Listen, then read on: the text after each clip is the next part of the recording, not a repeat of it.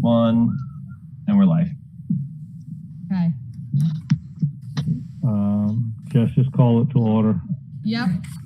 Call the meeting to order Tuesday, June 9th, 2020. All right, and I will make a motion to go into executive session pursuant to Rhode Island General Laws 42-46-5 A1.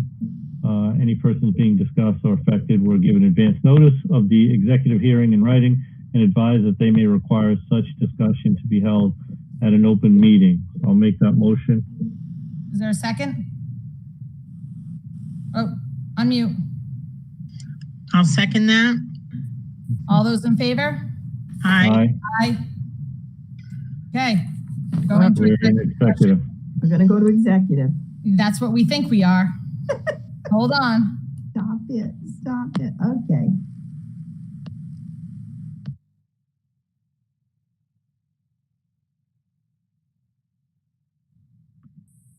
Hey, are we in the right spot for the 6 o'clock?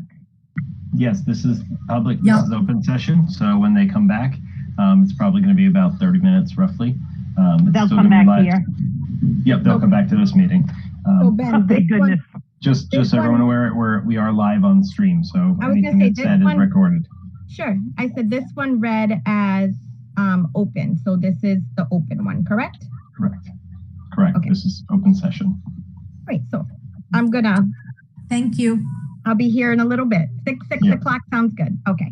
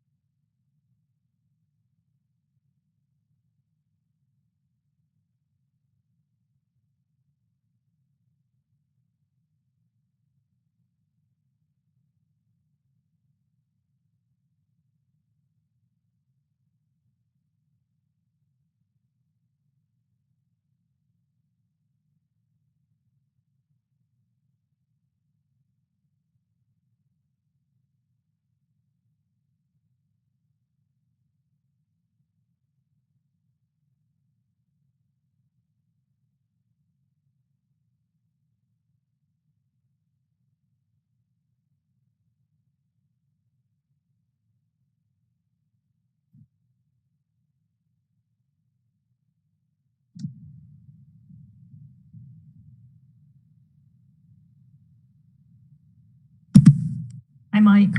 Oh, Sandy, how are you? How are you? Good, thanks. They're in executive session right now. Just we are live on the stream, just in case anyone's aware. Okay. Okay.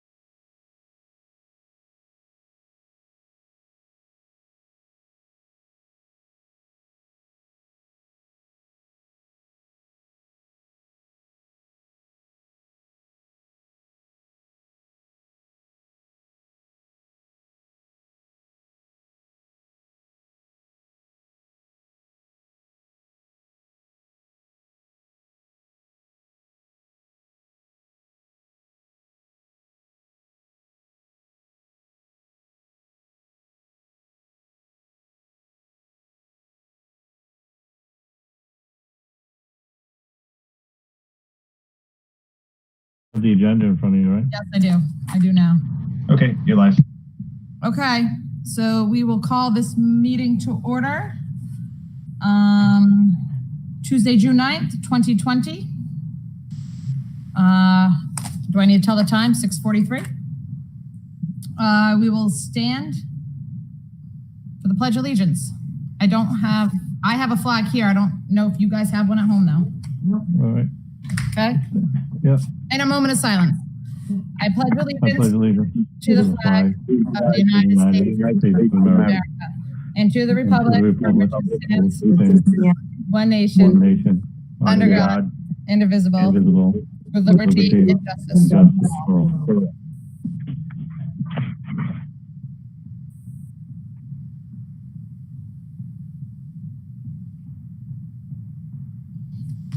Okay, you may be seated. And is he here? Nope, okay. There were no votes taken in executive session.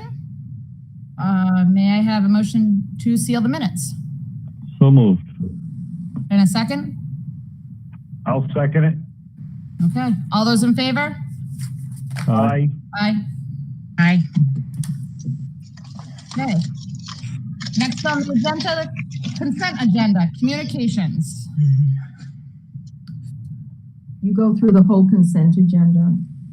Okay, correspondence and approval of minutes for May 12th to May 26th, 2020 school committee meetings. May 29th, 2020 special school committee meeting, and May 11th, 2020 building committee meetings. Do I have a Move to motion? Yep, thank you. Move to approve. Second? I'll second that. All those in favor? Aye. Aye. The one time when I want to have a gavel and I don't have one. Slam the door. Slam the door. You'll be all right. I have a scanner, works the same thing. Superintendent's report. Okay, as asked for, we have a report from special education from Leslie Anderson. You had asked at the last meeting if Leslie could give her report, so we've asked her to come. Leslie, if you wouldn't mind. I'm here. Good evening, everyone. We're doing great.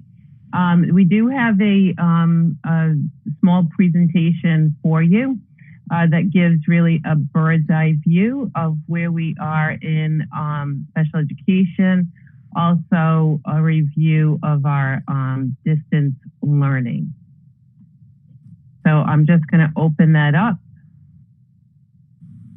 Are you able to see that slide? Yes. Okay, great. So as you know, I'm Leslie Anderson, Director of Pupil Personnel, and also on the line with us is Bud McDonnell.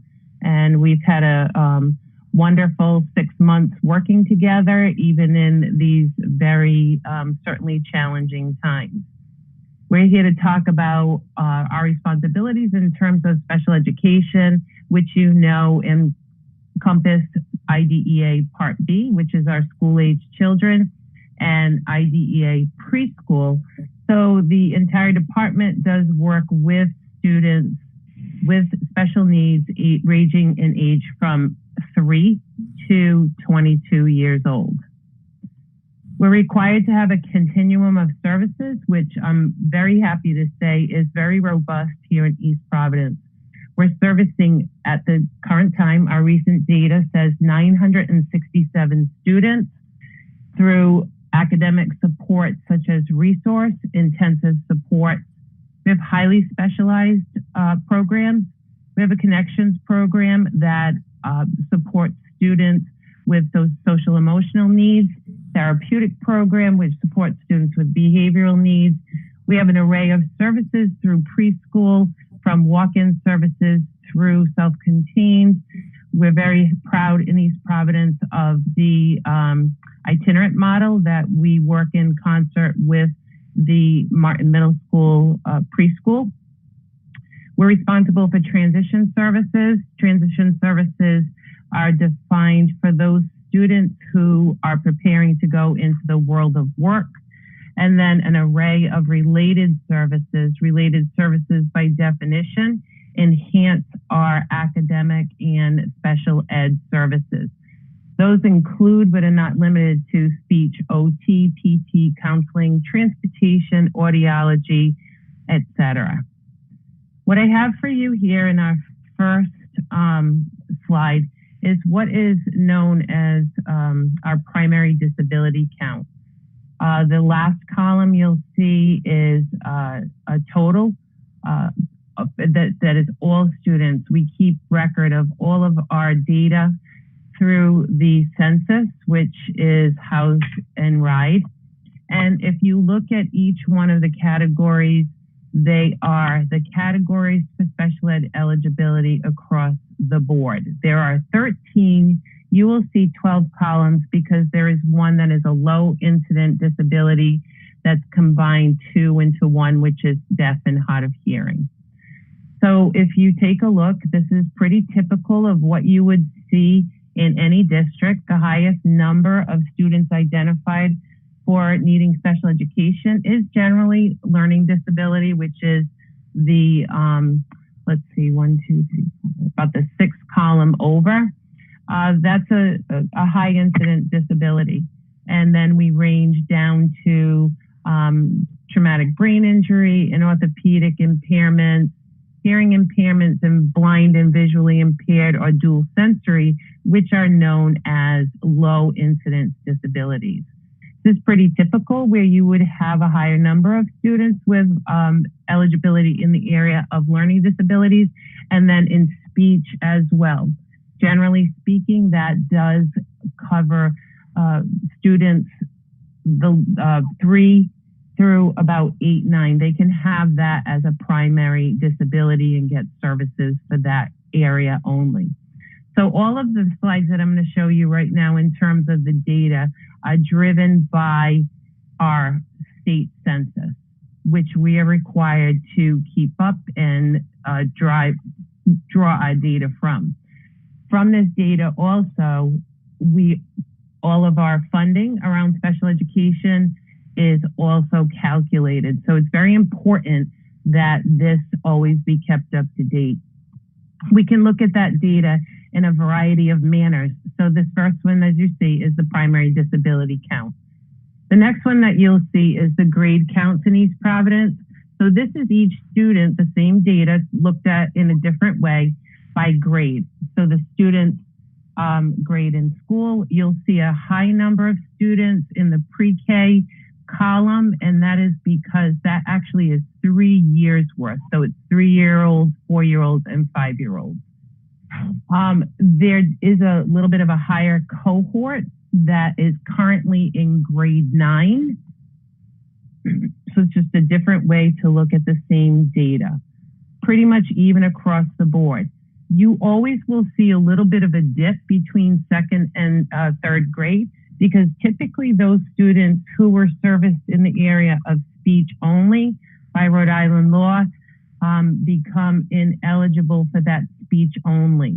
So there is typically a drop off. And then there's usually a spike going into the 4th grade because we see that academic needs become more pronounced around that time.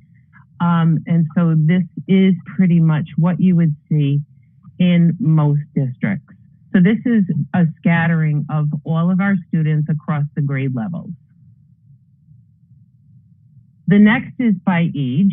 So that is, again, the same data pretty much broken up according to each student's chronological age.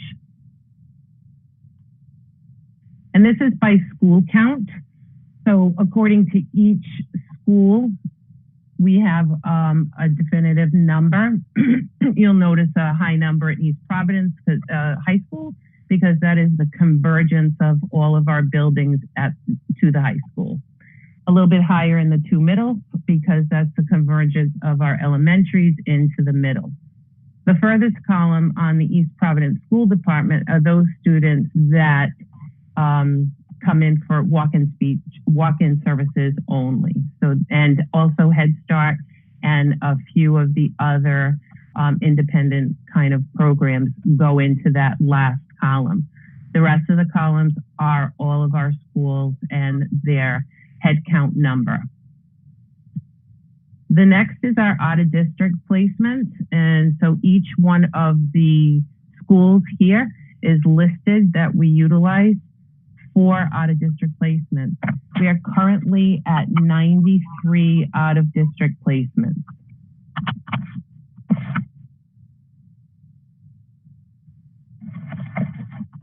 So with that, I just wanted to talk a little bit about our distance learning. As you know, there was a lot of planning that has gone into our distance learning, and we certainly were kind of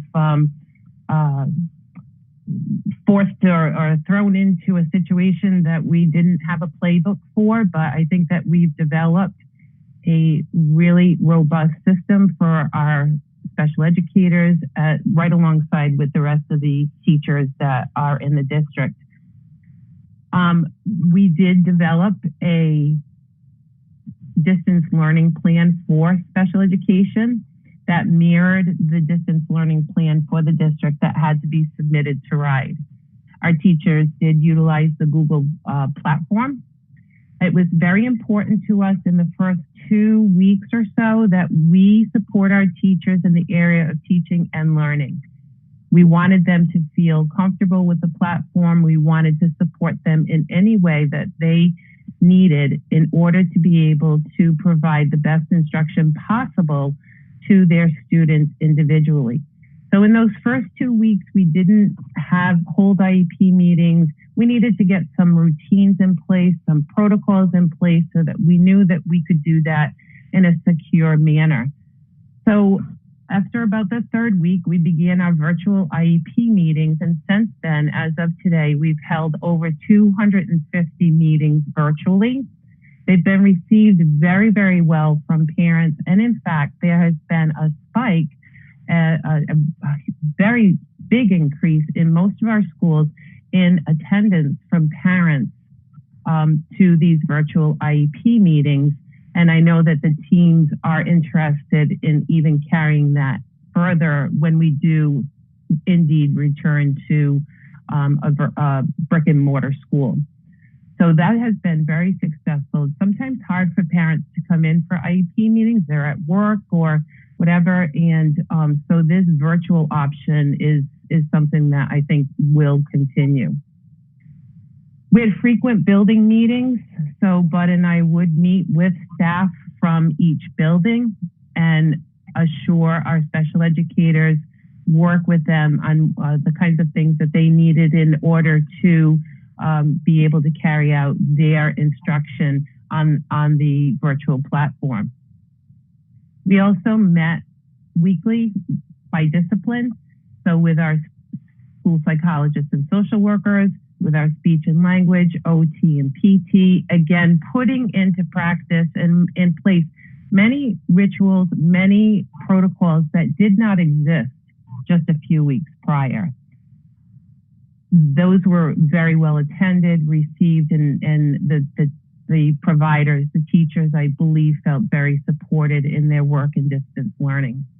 For each one of the teachers and service providers, we gave them service learning logs so that we were able to track the instruction that took place throughout our distance learning experience.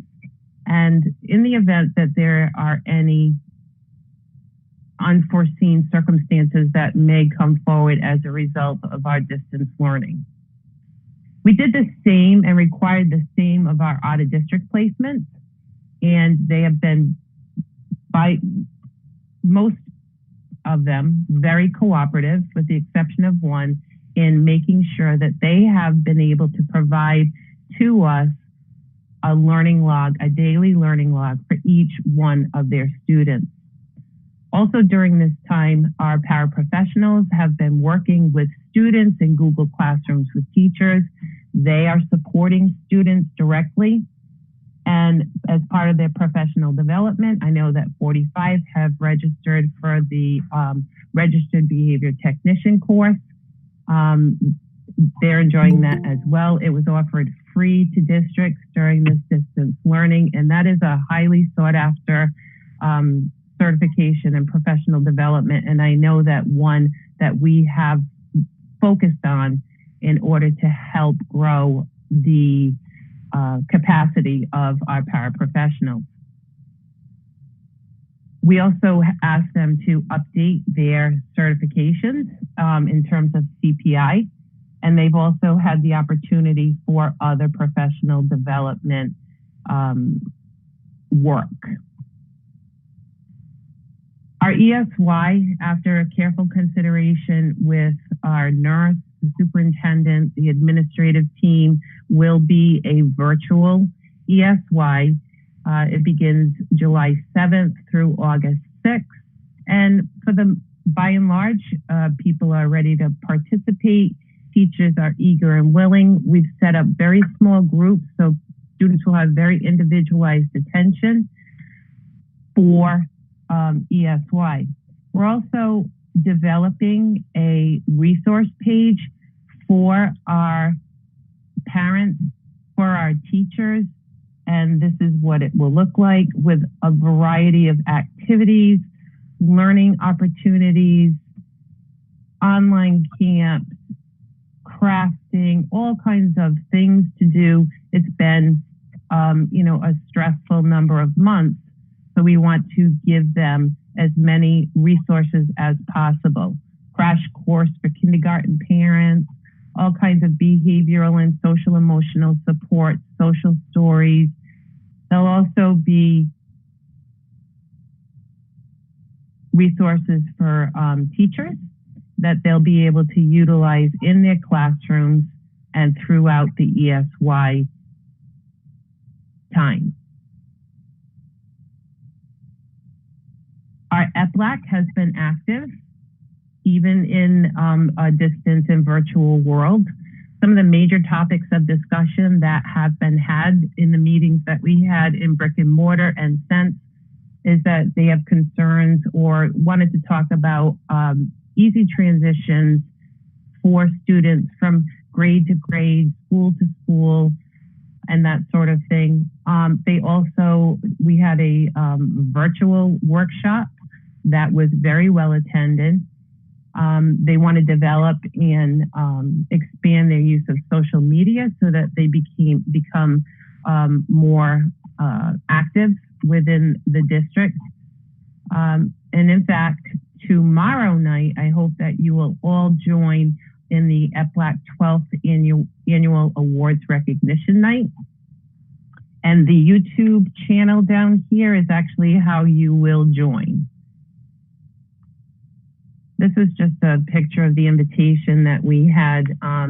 Such huge success. We had great feedback from parents and from all who attended. We had 50 in our Google Meet that night, and it was really good. It was a little nervous, but it did go off well. The district's special education improvement goals are to improve the student outcomes by increasing ELA and math scores by 2% per year. In my review of the data that is provided again by RIDE, I do believe that to be very much on target in terms of improving the overall test scores for the students with special needs. And they also were looking for professional development so that we have improved communication between special ed and general ed teachers and how they are implementing accommodations and modifications for students within the general ed population.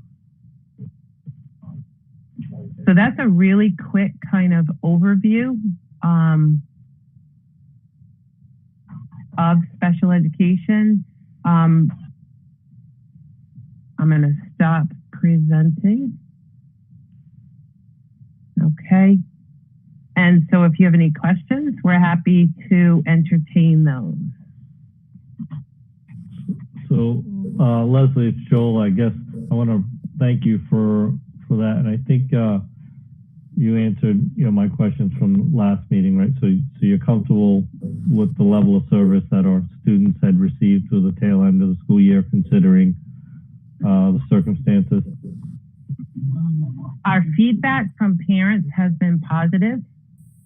with very difficult circumstances. And for some, quite honestly, if they had their wish, they would prefer to be, face to face, but they also understand and said, we get it. And so overall, I didn't receive any phone calls regarding such. So our teachers, they worked tirelessly. Yeah, and I'm sure ours, my concerns when I'd raised that was more for the out of district placement, that those services were understanding that they were restricted, but that they would be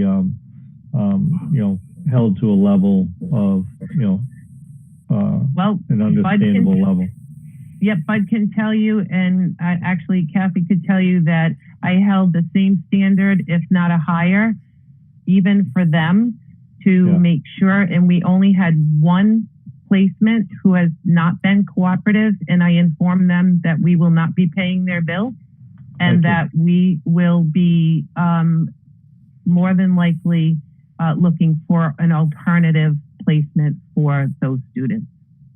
Thank you so much for that. That's I wouldn't expect anything less from you guys, and I appreciate it.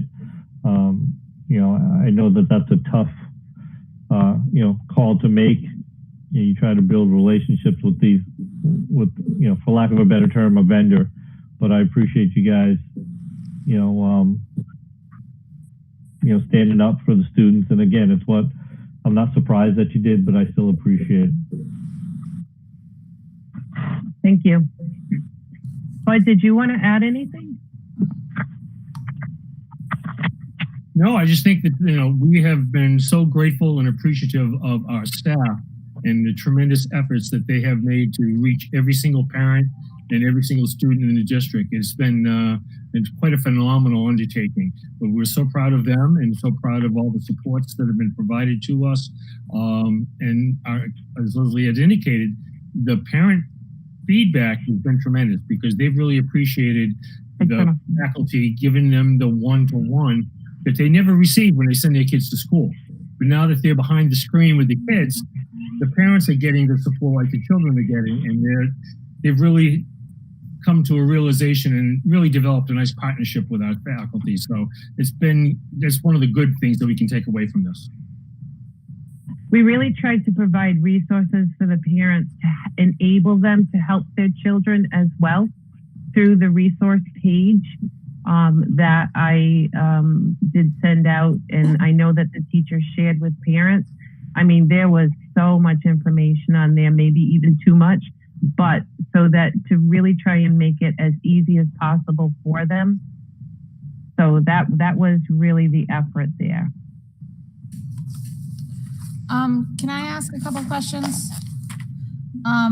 Number one, I just want to let you know that the EPLAC that we had last month was fabulous, and I really those two ladies are very awesome people. So kudos to EPLAC for getting them and for them coming on. There were quite a few people. So like I said at our PTA meeting last night, there seems to be a lot more people when you don't have to go but attend. So no matter how the fall turns out, I really think we should definitely continue with some kind of virtual so people get to see and hear. I think it was excellent. So I just want to thank them for doing that. I have a question about the awards ceremony because I think your slide said 6 o'clock. My invitation says 7 o'clock and then 6 o'clock. So I just want to confirm what time it's at. It's 7. It's at 7. Okay. Because I think all of us that are currently on right now, I can speak for Tina and myself. I don't know if I can speak for anybody else. I haven't missed one since I've been part of this, and it's always an amazing night. So I just want to make sure everyone knows that it's at 7 o'clock tomorrow. Sorry about that. Yeah, it's at 7. It's okay. I know, believe me, I know how things can go. The other question that I have, and you may not have the answer to this, how was the attendance for students, the 973 students that you that have special ed needs versus what we would call the regular ed students? Do you know what the attendance rate looked like? So we do get the daily attendance, for everyone. Yeah. I'm not sure that was necessarily disaggregated in order to be able to identify, but from our case managers, they were relentless in making sure that our students were online. And so that we did have a system set up whereby if there was an attendance issue, calls were made. Okay. We even had a couple of wellness checks whereby we did not get in touch with a parent and we asked the police to go and knock on the door. And, that did happen in a couple of cases, not many. Yeah. But from my understanding is that the attendance was pretty good. I don't know, like, I would assume that teachers who were missing students in their class would have informed one of you if obviously that was an issue, just like a regular school. So, I'm asking as a parent, as I sit here, not as a school committee member, because that's important for me. And it's important going back to the fall as I now sit on the revisit school in the fall, that I think that socialization is extremely important for our students, and especially children who need that teacher led classroom and may need, if special education is not one, to go back first. I know we have discussed it, but I am a proponent of that. And I just would love your input on how you guys feel about that. Maybe not now, maybe at a later date, but I know some districts and some states are looking at that as possibility. So I really would like to, in the near future, maybe even some special ed teachers, bring them in and discuss that with them. Absolutely. Thank you. Questions of Leslie? All right, the next presentation is going to be on the comprehensive resource plan, starting with Dr. Bowler, and Leslie is involved in this again for IDEA and United Grant for Uniza Gallant for Title III, and Uniza this year will also be doing Title IV for us. So Celeste, if you'd like to open this up. Yes, Leslie, can you pull up our PowerPoint? So basically, Kathy asked me to give you a brief overview of what we call the Comprehensive Resource Plan, or what we refer to as the CRP. The CRP is a combination of all the federal funds that the district applies for.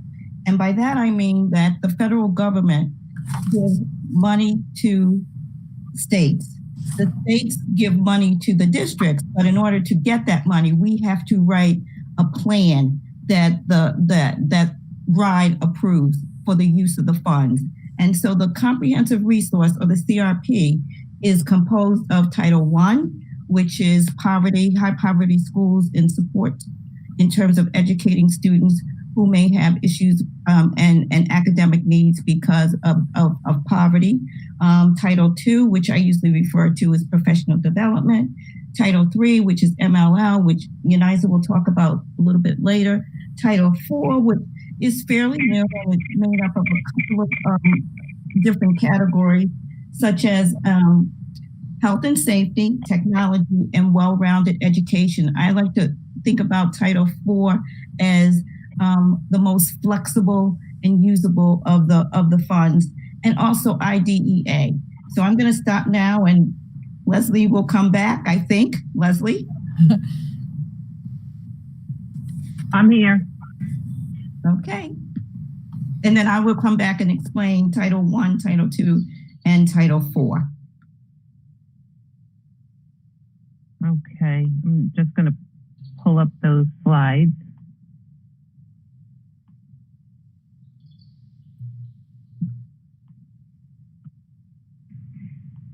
There it is. So as part, well, can you see the slides now? Yes. Yeah. Okay. So again, as part of the consolidated resource plan, one of the, there are actually two components that are special ed related.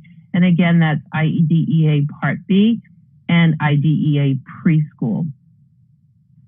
All of the funds are meant to supplement and not supplant. So LEAs must be sure that IDEA funds are used to fund supplemental services. So essentially what needs to happen first is that any core funding that's provided to all students must also be provided to special ed students, and IDEA funds are used to supplement for additional services, maybe additional equipment and a variety of things.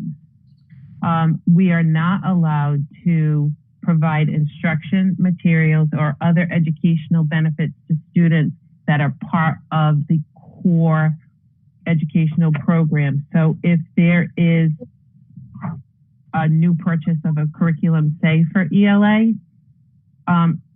the funds that are IDEA funds are not allowed to purchase those. If there were additional pieces that were specific to special ed students, interventions, and that sort of thing, we would be able to purchase those, but we would not be able to purchase any pieces of the core resource. Very strictly, this is observed that it needs to be what is defined as excess cost. So essentially, these funds were meant to actually offset the higher expense of educating students with disabilities beyond what the state and local funds allows for. Does it cover everything? No, it does not, but it does help to boost and support the district when we use our IDEA funds to cover some of those excess costs. We're also required under these laws to maintain a maintenance of effort, which means that in the next school year or the next fiscal year, we have to spend at least as much as we did the prior year. We need to maintain our effort. There are a few exceptions to these rules, but they are very tight. And so an exception to the rule might be if you closed a school, then your funding may change a little bit. It may be less, but they're pretty extreme in terms of having to satisfy the requirement of excess cost. We're also required under IDEA to hold some reserves. We do keep a portion of those funds to help support parentally placed students in private schools. So some of the participants that we do support are some students that are at Sacred Heart, Bayview, the one in Rumford, St. Margaret. St. Margaret, thank you. And so there are a few that do participate, and we do provide services. That's based on a very complex, complicated formula. And I used to be able to actually calculate it, but it's become so complex that it's impossible. So we are given an amount that we have to set aside based on the enrollment of students with disabilities that attend those schools, regardless of the community that they are from. The same would happen if we have an East Providence student that attends a private school in Bristol. They would be responsible to provide services to that student. The other reserve fund that we can set aside is 15% of our total allocation for early intervening services. Early intervening services is actually meant to help support the gen ed setting and what is known now as our MTSS process, to write maybe some over identification of a particular group of students that may have been identified for services. There are times when this is mandated. That time is when you are found to be significantly disproportionate.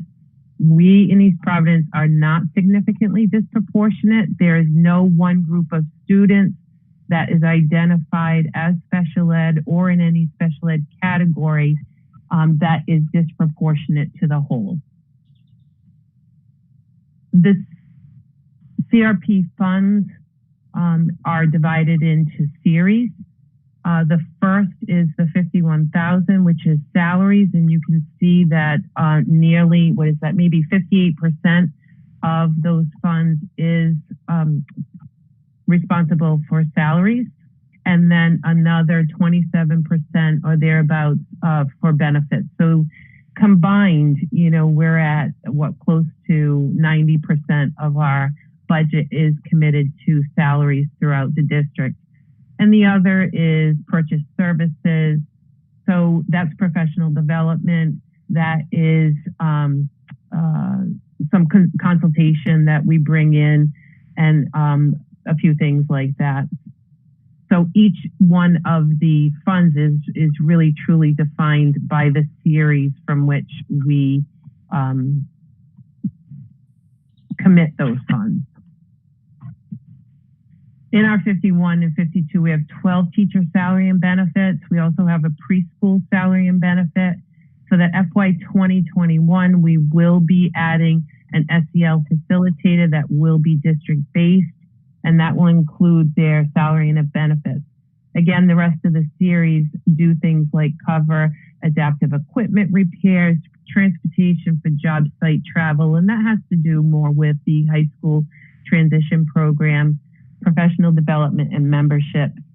Private school instructional supplies, there's a small amount that we do set aside for them, as well as FLAC activities, and also the purchase of assistive technology when needed.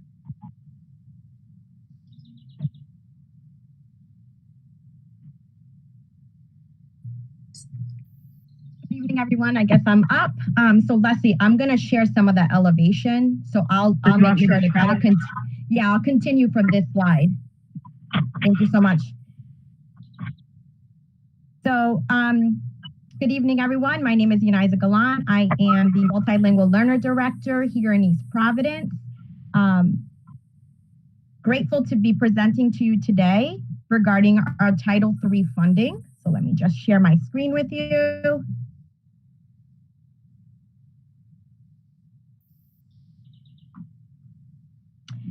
So Title III basically is defined by federal government on three main buckets that we can use monies for.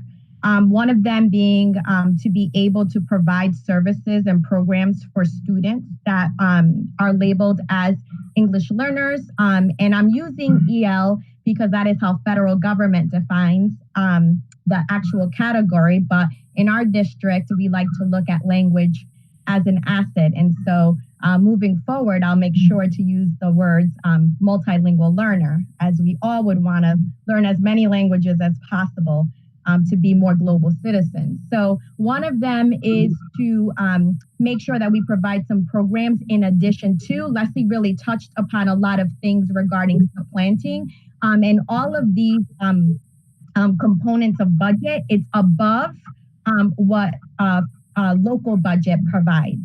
The second thing that we're able to provide funding for with Title III is professional development opportunities for both teachers and school leaders to really try to figure out best strategies to meet the needs of our multilingual learners. And then finally, we're able to use it to deliver and promote parent engagement, community engagement, and an involvement within a family. So these are our three buckets, and fortunately enough, we've been able to really touch upon these three buckets within this year. So I am just going to put this out there because I am a firm believer of bang for your buck. My budget is $50,363 that we receive for Title III, but we have definitely been able to utilize funding enough this year for us to be very proud of the work that we've been able to do within the constraints of our Title III funding. As Leslie pointed out within her budget, most of our budget is in the purchase professional technical services side. That's $24,273.84. And basically what we were able to do within Title III is our new elementary program that's coming in. We have been able to provide additional services and additional components of that program that completely cater to our multilingual learners within the district. So we're very proud to be able to do that and know that it's something that's going to have a beneficial impact. The other components, larger components, fall under the category of compensation. But just to give you an idea, as we said in this past slide, which is to involve families, we've been able to have our own multilingual learner teachers provide English instruction classes for our families. And then we also provide extended enrichment opportunities for before and after school for our students, both in the elementary level and in the secondary level. So just to give you an overview, our MLL population within the district, which benefits from this budget of Title III, is 4%. So we currently have 242 active multilingual learners within our district. As far as alignment with the strategic plan, definitely a firm believer of you don't know where you're going unless you know where you are. So my main goal starting this year was doing a lot of alignment when it comes to data cleaning and data access. So what I heard very clearly coming forward, entering this position, was that there really was not a lot of access to data. And then once I started digging deeper into the data, let me know that there was a lot of cleaning that needed to take place and also a lot of merging of systems that needed to take place. So a lot of our in our strategic 5-year strategic plan, what an MLL component of it is, our main goal for years 1 and 2 was to have clean, concise, and direct access to data for all of our educators, because it's really hard to support when you have no idea what is currently in front of you. So I wanted to share with you really quickly something that we're proud of, that we've been able to put together, and that has received a lot of positive feedback from not only our multilingual learner educators, but from our regular ed teachers. So this is what's called an elevation system. I'm sure that you've seen it either in print somewhere or you've received an email regarding it. But this is what took a very long time to put together. But here we are, and here it is, and we're proud of it. Due to confidentiality, I made sure to go into a training mode. So none of these students are current students in the East Providence system, just to make sure that there is privacy here. But I want to just give you an understanding of the fact that go back into before Title III was used for any of these components of training and or developing of the product, that teachers technically sometimes had to wait for the MLL teacher to get in touch with them. Sometimes there were files that were not sent over, and that is to no one's fault. We all know that a system that is dependent on, an infrastructure that depends on a person is usually hard to keep up with. So my goal was to ensure access for all that are supporting our students. So I'm going to just go into this. So every principal has access to their MLL students within their school. Every regular ed teacher has access to their MLL student data, and every MLL educator has access to their whole school MLL caseload. And what that means is that they're able to look at every single student that is currently in front of them and be able to see the most current data. Not only can they see the most current data, they can also go into what's called CANDOs, which is very big in our MLL world, English Language Development Standards, and allows for teachers to say, I know that this is what students can do. And if I'm planning and designing my instruction, this is where I want to get them. Again, something that we really have not had access to before. It also allows for the MLL teacher to communicate with the regular ed teacher. These are modifications that work for this multilingual learner. And so again, not needing to do an on-the-fly talking in the hallway component. And we actually held our transition meetings and all of our exit meetings using this platform, and now they're stored in here.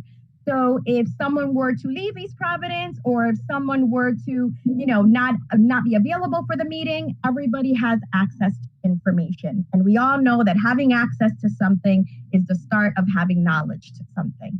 So I wanted to kind of give you an overview of the site, because I know you've seen it on some documents and you've also seen it on some budgets, but it's something that we're really proud of, that I've been getting some really positive reviews on. And the hope is, as we continue to use it, we will be that much more in compliance with understanding who our certain students are in front of us and how to best support them. So that was a big chunk of the work that we did. And then let me just come back here. And another component that we did was component number 2, which is providing professional development opportunities. We want to invest in our people, and we want to make sure that they feel they have the correct strategic tools. And so this is our team of MLL educators that are leaders within this work. We were fortunate enough to be able to use our a grant, categorical grant, to attend the WIDA conference. Also within that group is 3 principals that have a high percentage of MLL students within their schools. And together, this was actually the first time we came together as a group and were able to learn together, strategize together, and plan together. And so this was our kickoff in October, and ever since we've been going. So again, when you look at the compensation piece of the covering of subs, and the ability to have professional development, this was a way that we utilized that funding. And finally, I've always said that it's important to measure specific instructional moves that you make to make sure that it's the right call, and to give it time. I am so, I can't even express how proud I am of the hard work of all, because it takes every single one of us really moving forward with a clear vision of where we want to see our students succeed in. And multilingual learners and special ed students sometimes go into the same category.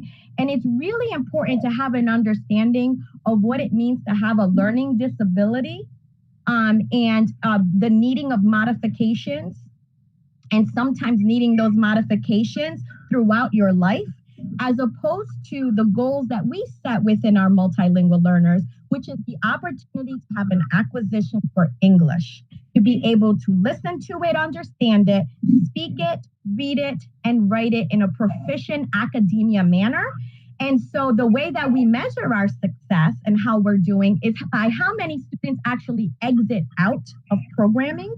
And so this is just historical data of multilingual learner exits, because exits is a way that we measure, have students met proficiency on the standardized access test, which is what we use in Rhode Island. And I just want to kind of explain it really quick, because we are so very proud of it, because we know that once we focus on where we'd like to go and we're all rowing in the same direction, this is the type of stuff that happens. Even with limited amount of money, we still know that when we place our get bang for our buck, we're able to really make some nice moves, instructional moves. So in 2016 and 2017 timeframe, we exited out 3 students in the whole entire district, in the whole district. Moving on to the following year, we exited 8. And this is the whole district. I'm not talking about in one school or even elementary, secondary, the whole district. 2018-19, we exited 11. And then this year, our access took place January of 2020. We're fortunate enough to do it right before COVID hit. And we just received these results about a month ago. We exited 32 students. So this is data that I am so proud of. We should all be very proud of it. And this is on the backs of our educators in East Providence, really understanding and diving deep into work that may be difficult, but definitely worthwhile. So that is all I have. And if you want, Celeste, I can keep it up for you. And I can just keep going. You have my phone? I believe, I'm in the same. You're attached to Leslie's. Yeah, I'm attached to Leslie's. So do you want me to just keep? Sure. Do you want me to? There you go. Yes. So I'm going to pick up with Title I. And that's one of the federal fund that we write for. And normally what happens is that the principals meet with their school improvement teams, they look at their data, the needs, and then they create a plan for the use of the funds. Title I is fairly old. I'll test your history knowledge. It came about with President Johnson's war on poverty, and he decided that, or the federal government decided that children who have come from high poverty backgrounds tax school systems. And so they set aside this funding so that schools would be able to support the needs of children who present with high needs in terms of poverty. And the idea is that the funds will be used for above and beyond. So oftentimes people think that schools that are not Title I schools, that we all should have the same thing. But Title I is not set up for everybody to get the same. It is set up so that students get above and beyond because there is a need there. So this fund dates back quite a while. And so what normally happens is it's based on the amount of money that comes into the district is based on the level of poverty. So when you hear us talk about the importance of filling out the free and reduced lunch applications, that gives us our information regarding the level of poverty of each school. And so part of this money is divided up based on the level of poverty at each of our schools. The district can decide where they want their Title I funds to go. The district has decided that our Title I funds are targeted for our elementary schools.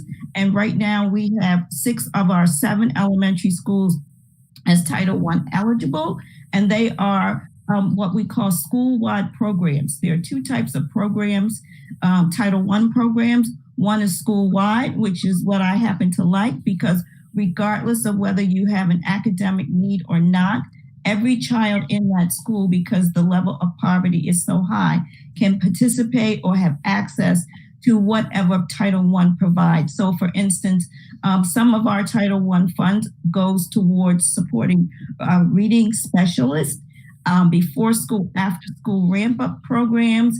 And there's a huge component associated with family involvement. So oftentimes students will have, schools will have like a family math night. In a school-wide program, everyone can come. However, in a targeted assistance program, kids are actually rank ordered by level of need, and only certain students or certain families can participate in the funding for support programs materials in a targeted assistance school. If you remember back, Waddington became eligible for Title I support. However, it stepped into the Title I program as a targeted assistant. As I said, that's not one of my favorite programs. It's hard when you have some students who may get and others who may not. And oftentimes it's hard for parents to understand that, or to understand the concept or the thinking behind Title I. However, we were able to submit a waiver, and Waddington became a school-wide program. So 6 of our 7 schools are Title I programs, have Title I programming. The only school that does not right now is Francis.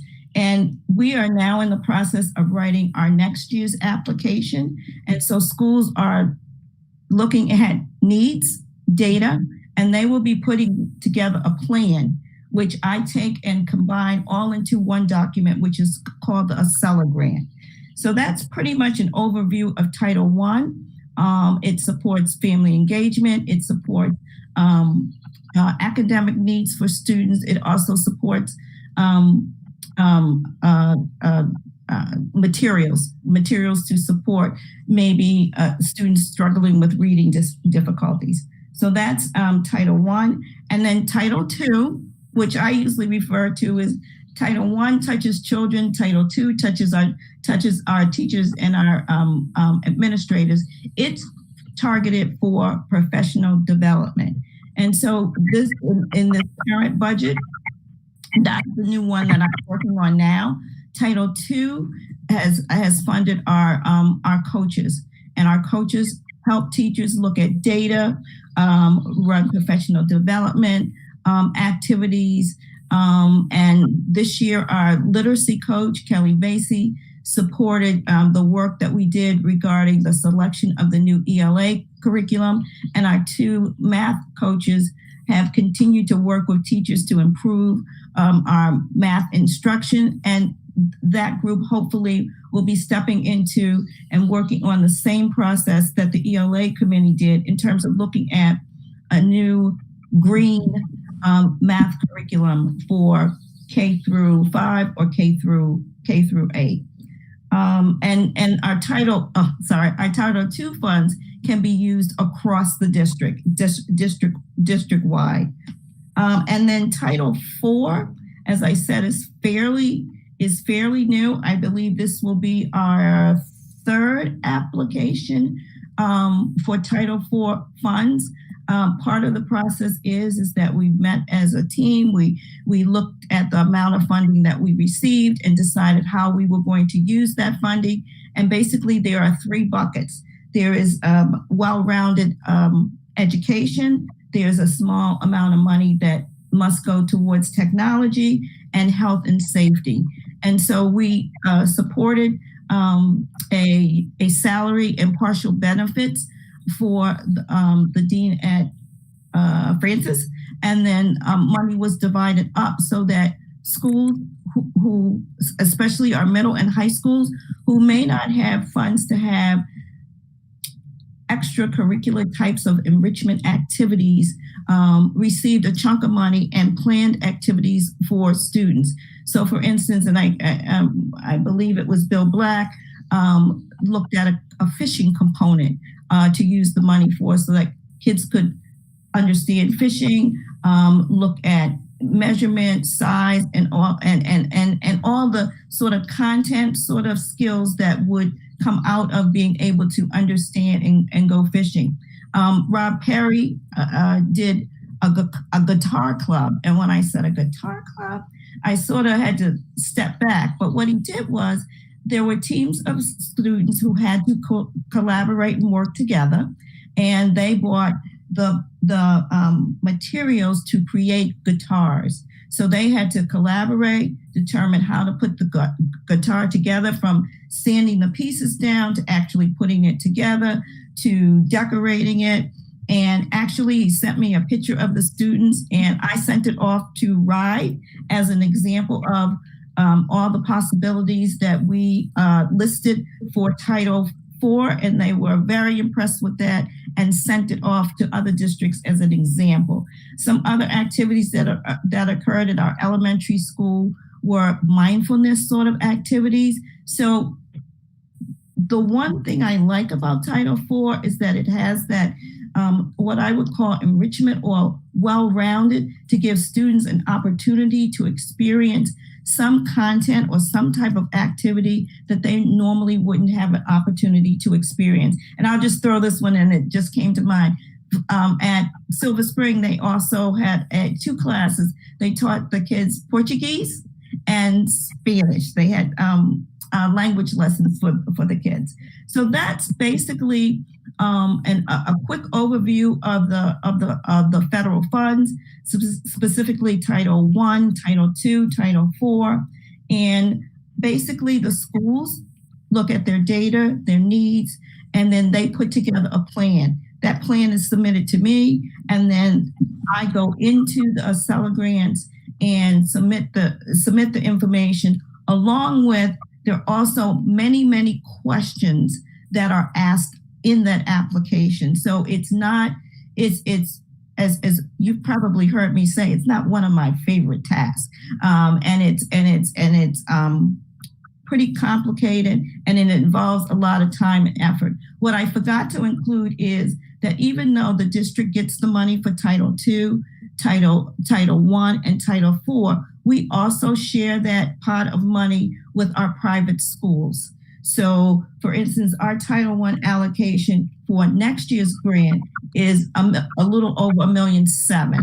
However, we don't get all of that money. We also have to share a proportion of that money with our private schools.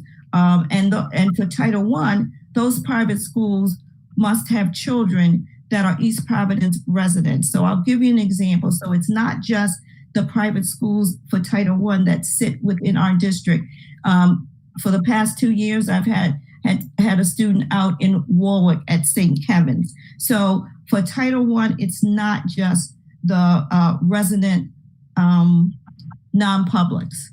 And then for Title II, it's a little bit different. And Title IV, it is only for the residents non-publics that sit in the district and indicate that they would like to participate in the Title II or Title IV program. So earlier you heard Leslie talk about St. Margaret's, Sacred Heart.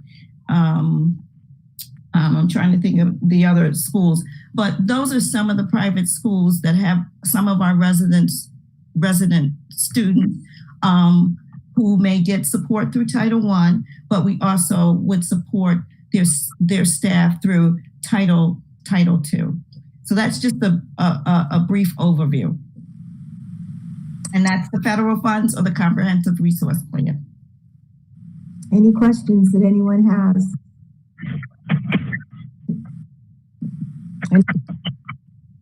Okay, thank you very much, Les. Those grants are very comprehensive. Thank you. As Dr. Bola said, they're very difficult to write. There's a lot of data collection that has to be done. I do have a question. Yeah. I'm sorry, Kathy. That's okay. For the funds that go out to the other schools, is there what mechanisms are in place to track to make sure that so those funds are assigned to that student in some way? So or what is it? How do we know that it's actually being used for those appropriate resources? So there is a process that they have to go through, and we don't give them cash or we don't give them the funds. They are our programs or placed in their schools. So we control everything. We're not writing them a check for paying their teachers to do a before school or after school program. We control everything. And part of what the superintendent has heard me say or others is that for the most part, the district does a lot for the private schools. The private schools will say, in consultation with us, or with me, we have a final say of how they actually use their money. But we create the programs in consultation, and then we monitor the program. So if someone says that they want to buy, I'll just use like decodable readers as part of their after school program, they would send us what they wanted. We would purchase those items would come into the district. We would put which title funded it, and then we would send them out to the schools. The understanding is that those funds, those materials actually belong to the school, to the district, not to the private school. And if we were ever audited and someone said, well, Celeste, you said that you supplied St. Margaret's with X amount of decodable text. What I've said to our non-publics is that they need to be stored in a place where if I come in and say, where are these materials we purchased, that you can put your hands on those materials. So no dollars, no physical dollars, no checks go to the private. We control all aspects of the program because they are basically our programs, our support going into their schools for our resident students that attend their schools. No, thank you. That clears it up. And so we're basically monitoring that. So if there's a program that we're running in our, third grade class, and we purchase a program, and there's a third grade student that is going to a private school, basically that resource will go to that student in their private placement, and we can follow it up by making sure that they have it available. So yes, and there are other components too. So basically, through the process, I know how many East Providence kids, because I asked for that information that goes into calculating the amount that each school gets. They are to send me, if they're running a before school or after school program, they're to send me the data on how they identify the kids and the number of kids and who those kids are. At the end of the program, they're to send me the data showing if there's been any type of movement in terms of increase in academic scores. And so it's not just here it is. There are a lot of pieces that are involved in terms of collecting data, going back, making sure that, yes, they're using their funds, because another part of what I do with the private schools is that sometimes they don't necessarily are proactive in terms of using their funds. And because there are programs, I need to go and talk to them and say, well, you need to do this, this, and this. So there is a lot of extra work involved in the management of federal funds outside of districts into private settings. Okay. Thank you. Okay, any questions? All right, the next is graduation. Last Saturday night at 6 o'clock, we had the virtual graduation. It was absolutely beautiful. I think we need to thank Ben Russell and Alfred for doing an excellent job with videoing the graduation. You might have thought they were walking across the stage, and it would look so real. And the stage was decorated beautifully. I want to thank Cheryl Mamoni, Celeste, and Sandy, who helped out with that, and the flowers for the stage, and Tony Fiola, the high school administration, that during the taping did just a super job of the organization of the whole during the taping process. And then on Sunday, the parade was absolutely beautiful. I've never seen such an expression of Townie pride. It brought tears to my eyes in some occasions. The kids really enjoyed it. And I'm understanding they want to make that parade a yearly event as part of graduation.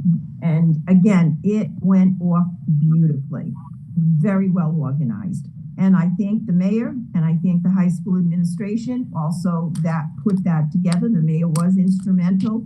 I was a little standoffish at first, worrying about the security, but I said to him, it worked out beautifully. It worked out beautifully. So we did have one little problem with graduation, that 3 students were not taped. Ben fixed it that evening. The next morning, a new tape was up. And Sunday night at 6 o'clock, the whole graduation will be run again with those 3 students in it on Capitol TV. Any questions regarding the graduation? A lot of thank yous to a lot of people with everybody pitching in. I have a question. Tony, who was it that did the DJ, the float with the music? That was Joe Grillo. His neighbor is a DJ, and his partner come out of Massachusetts. And that was awesome. They did that for nothing? Absolutely, yes. Oh, that was great. That was great. Yeah, very nice. Thank you. Well, I just want to say how awesome it was. And yes, the rumors are out already that this should be hey, if you're going to start something and you're going to start a parade and you're going to put it in the name of the 2020 students, I'm all for it. I think, they were amazing. I have not seen smiles so bright. It brightened my whole entire day. It was by far one of the best things I have seen in a really long time. And Joel, Charlie, and I all stood at the end as they entered, so you could see both the students that were leaving and going in see each other, and the faces, even with the parents. It was by far just an amazing. It was perfect. It was absolutely perfect. So I thank everybody involved in that, and anyone can watch it now thanks to our IT team. It's available on YouTube. Correct. Yeah, no, and I do want to say that again, everyone, amazing job, and you're right, Kathy. and the police, I mean, those guys on the bikes were hustling from intersection to intersection. Right. I mean, that was no small task, and they were getting it done. You could just see that. So much appreciation to the police department for clearing the path. And I actually think that the students enjoyed it more than they expected to. Me too. Which was really cool. And you talk about seeing them loop in and out of, coming in and out of the stadium. It's funny when they would pass us going into the stadium, they're smiling and cheering. But then when they come out after seeing their teachers and some of the staff, that I think it kind of hit home, and that's when you see the tears as they're exiting. So it was really a special day. So I'm very happy that they could have that. So thanks to everyone involved. I'm going to table the state calendar. It was supposed to be out last week, the end of last week. I hope to have it there, the new state calendar. It is not out yet. I just have an unofficial draft copy, so we'll have to wait for the next meeting for that. And Catherine, just to be clear, that will trump our calendar. Is that correct? It will trump ours. Well, yes. Okay. Executive Board, a statewide calendar. The district SIT team meeting met the last Friday in May. We had a very good meeting. Actually, we familiarized them with the CRP and the components of the CRP. So as we move forward, they have an understanding of some of the things that we are doing as far as grant writing and where those resources go. I did also get a couple of new members for the district, parents, which I'm very, very happy about. And we will be having our next meeting the last Friday in June. Most of them have agreed to stay on for the next year, so I'm very happy about that. So we are alive and well and operating on the district school improvement team. Now, with everything going on in the state, the Rhode Island Department of Ed has asked us to establish what we call East Providence Reentry Task Force. Some districts are calling it a Reimagining Rhode Island Education Task Force. There are many names, but every district is required to have one. What that committee will do, and there's a steering committee, and then there are going to be right now 4 small breakout committees that is going to start planning and looking at how we can re-enter school next year. Now, Dr. Korean has kindly volunteered her services as chair. I can see her nodding. And I'm going to let her speak to what she has done so far in that committee. Dr. Korean. Good evening, everyone. So we had our first meeting last Friday of what we're calling the Reentry Task Force. There are 18 members on the committee from all different areas throughout the school department. From the meeting on Friday, there were 4 committees that we are developing: teaching and learning, operations and business, physical environment and safety, and social emotional. So what our plan is to look at possible scenarios for re-entry, starting with going back on time, regular schedule, which is probably not likely, all the way to being on distance learning again next year to start the school year, and everything in between.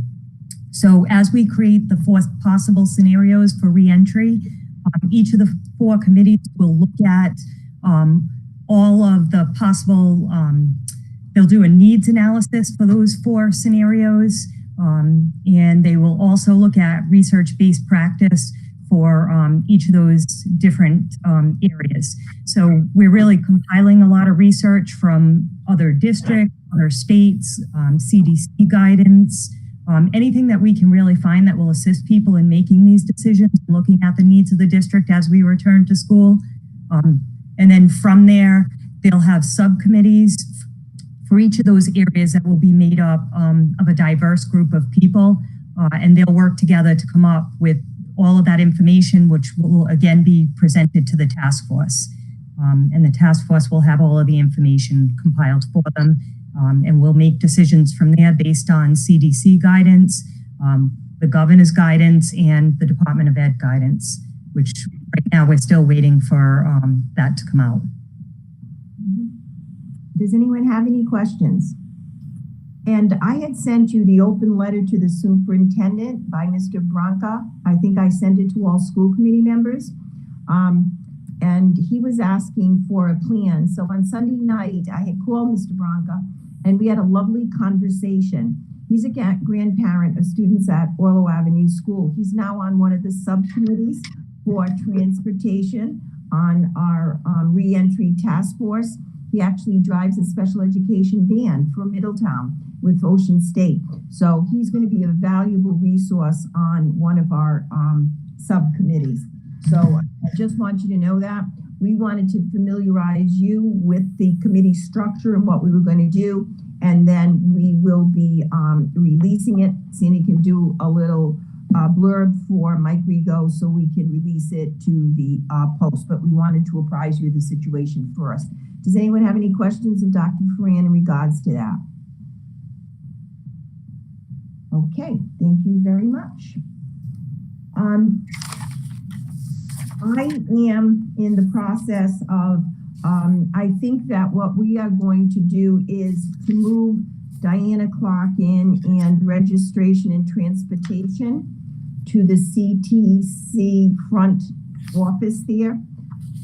As people come in to register, we're not able to put them 6 feet apart. When they go into that very small office, the girls aren't 6 feet apart there. It's very, very small. So in that front office there, we could set up a plexiglass panel. We can have little X's so that when parents come in, they can stand at the various X's 6 feet apart. We can meet all the requirements that we need to meet. It's not busy now. We're doing a lot online, but we are sure that there are many people that aren't accessing online, and that gets very, very crowded. And so it's really, really unsafe conditions. So we can do that, and we would just shut off that main part when the kids come back to the CTC, and they'd have to go through the side doors. And it wouldn't disrupt anything there. They'd be right there in the front, just Diana and Maria. There's only one secretary in that department now, along with the secretary for the CTC. So we're looking at that to do that. Not a lot that we have to move over there, but it's the safest place for that to occur over the next few months. Kathy, on that note, I don't mean to interrupt, but can we please ask for some kind of parking signs that say, you know, visitor parking, so that the people know where to park? I know with all the construction and everything, it's very difficult. And if they don't know where they're going to begin with, because they're registering as a new student, they might want to need to assign some parking over there. Okay, Thank you. idea. We'll tell Tony. We'll advertise well too, you know, that type of thing. We don't really get busy. Really, August is No, yeah. coming in. So now today I was lucky enough to put my signature on the bean. I think we are going tomorrow. And I took a tour of the building along with Dr. Fran, Craig Enos, Dr. Bola, Nick Shattuck was with us too at that time, Tony Fiola. It was just amazing. We went up the stairs all the way up to the 3rd floor. We couldn't go on the 4th floor because the 4th floor isn't safe yet, but we went all the way up to the 3rd floor. And it is just amazing what has taken place. It was really eye-opening. We had a great, great tour. He told us that the next time that we should go back would be between November and December. And then we're going to see another big change having occurred. There were over 100, I think he said 150 workers on site today and almost every day. And the work is moving along beautifully. So it was very, very exciting to see. And I hope you'll all go and sign the bean and have the opportunity to tour the facility. It's really amazing. It's really amazing. And that's all for my reports today. Any questions? Okay. Director of Human Resources, Cheryl. Cheryl? Oh, she's here. I'm sorry, I was muted. Good evening. We have one resignation this evening, Michaela Marola, Department Head for English at Riverside Middle School, effective at the end of 2019-20 school year. Cheryl, I just want clarification. She's just leaving as the department head, correct? Yes, she is staying on as a teacher. Thank you. What's the committee's pleasure? I make a motion. Is there a second? Oh, are we supposed to? Yeah. I'll second Yeah, I'll that. second. Oh, All in favor, Karen. saying aye?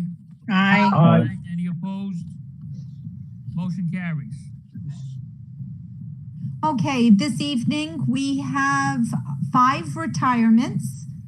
We have Sandra Augie, a supervisory aide at Myron Francis, effective at the end of the 19-20 school year. Sandra is retiring from the East Providence School District at the end of the 19-20 school year. She will have worked for us for a total of 33 years. Unbelievable. Sandra was hired in April of 1987 as a supervisory aide at the Wilson School. Upon the closing of that school, she was transferred to Myron J. Francis, which is where she will retire from at the end of this school year. Ironically, her original welcome letter of congratulations was signed by Mr. Myron J. Francis, who was superintendent at that time. And here she is finishing her long career at the school that bears his name. The next retiree is Margaret Coningford. She's a supervisory aide at Myron J. Francis, effective at the end of the 19-20 school year. Margaret is retiring from the East Providence School District at the end of the 19-20 school year. She will have worked for us for a total of 20 and a half years. Margaret was hired in November of 1999 as a supervisory aide at the Myron J. Francis School, which is where she will retire from at the end of this school year. Our third retirement is Lorraine Reed. She is the supervisory assistant at Orlo School, effective at the end of the 19-20 school year. Lorraine is retiring from the East Providence District at the end of the 19-20 school year. She will have worked for us for a total of 13 and a half years. Lorraine was hired in September of 2006 as a supervisory aide at the Orlo Avenue School, which is where she will retire from at the end of this school year. Our fourth retiree is Marie Durant. She's a supervisory assistant at Orlo, effective at the end of the 19-20 school year. Marie is retiring from the East Providence School District at the end of the 19-20 school year. She will have worked for us for a total of 20 and a half years. Maria is hired in November of 1999 as a supervisory aide at the Orlo Avenue School, which is where she will retire from at the end of this school year. And our last retiree is Angela Campos, who's a supervisory assistant at White Neck School. This retirement is effective 19-20 school year. Angela is retiring from the East Providence School District at the end of this school year. She will have worked for us for a total of 21 years. Angela was hired in May of 1999 as a supervisory aide at the Emma G. Whiteneck School, which is where she will retire from at the end of this school year. I would like to express our gratitude for the years of dedication to our school district, and I wish all of these employees a long and healthy retirement. Congratulations. I'll move to approve. Is there a Yes, second? congrats. I'll Is there second a that. second? Motion made and seconded. All in favor, please signify by saying aye. Aye. Aye. Aye. Any opposed? Motion carries. Thank you for your service. Thank you. Okay, Thank you we for have no sure. leave of absence and no non-renewals this evening. Recalls effective for the 2021 school year. Kyla Cornier, an English teacher at East Providence High School. Marie Sur, English teacher at East Providence High School. Anna Dufresne, grade 4 teacher at White Neck. Alyssa Carr, grade 4 teacher at Hennessy. Lisa McAloon, grade 5 teacher at Silver Spring. Corey Duquette, math teacher at Martin Middle School. Caitlin Vellucci, math teacher at Riverside Middle School. Danielle Fonseca, a preschool teacher at Oldham. Sarah Morin, a kindergarten teacher at Francis. And Sarah Fulford, grade 2 teacher at Kent Heights. Do I have a motion? I'll move to approve. Is there a second? I'll second that. Motion made and seconded. If there's no discussion, all in favor, please signify by saying aye. Aye. Any opposed? Motion carries. Welcome back. Thank you. And hopefully this will continue. That's, cross our fingers. It will. Is Craig Enos here for the finance report? Mike Hebert's here, Mr. Mike? Arnaz. Yeah, there was a death in the family and he is not here this evening. Very, very sorry. Michael? Good evening, everyone. As the superintendent said, I'll be filling in for Mr. Enos this evening to briefly review the monthly finance report and the bill list. You should have all received a copy of the finance report in your packets. Hopefully you did. Expenditures overall continue to trend on track with budget, as Mr. Enos has reported the past several months. We continue to see expense reductions related to school closures in the areas of substitutes, overtime, and transportation. All other line items remain pretty much on track with budgeted levels at the current time. I really didn't see anything else to highlight or to bring to your attention. So if there are any questions or anything the committee wants to bring forward. Any questions, Mike? No, I'm all set. Thank you. I'd just like to mention that Mike Hebert works very closely with those people that do the CRP grants, Leslie Anderson and Bud McDonnell. Dr. Bola is very dependent, and Yaniza Gallant, and he does a wonderful job. So thank you, Mike. He's our grant financial expert that works with those people that write the CRP. So thank you. I'm going to jump in and say it's not just the CRP. Mike's my wingman for some of the other grants that I write.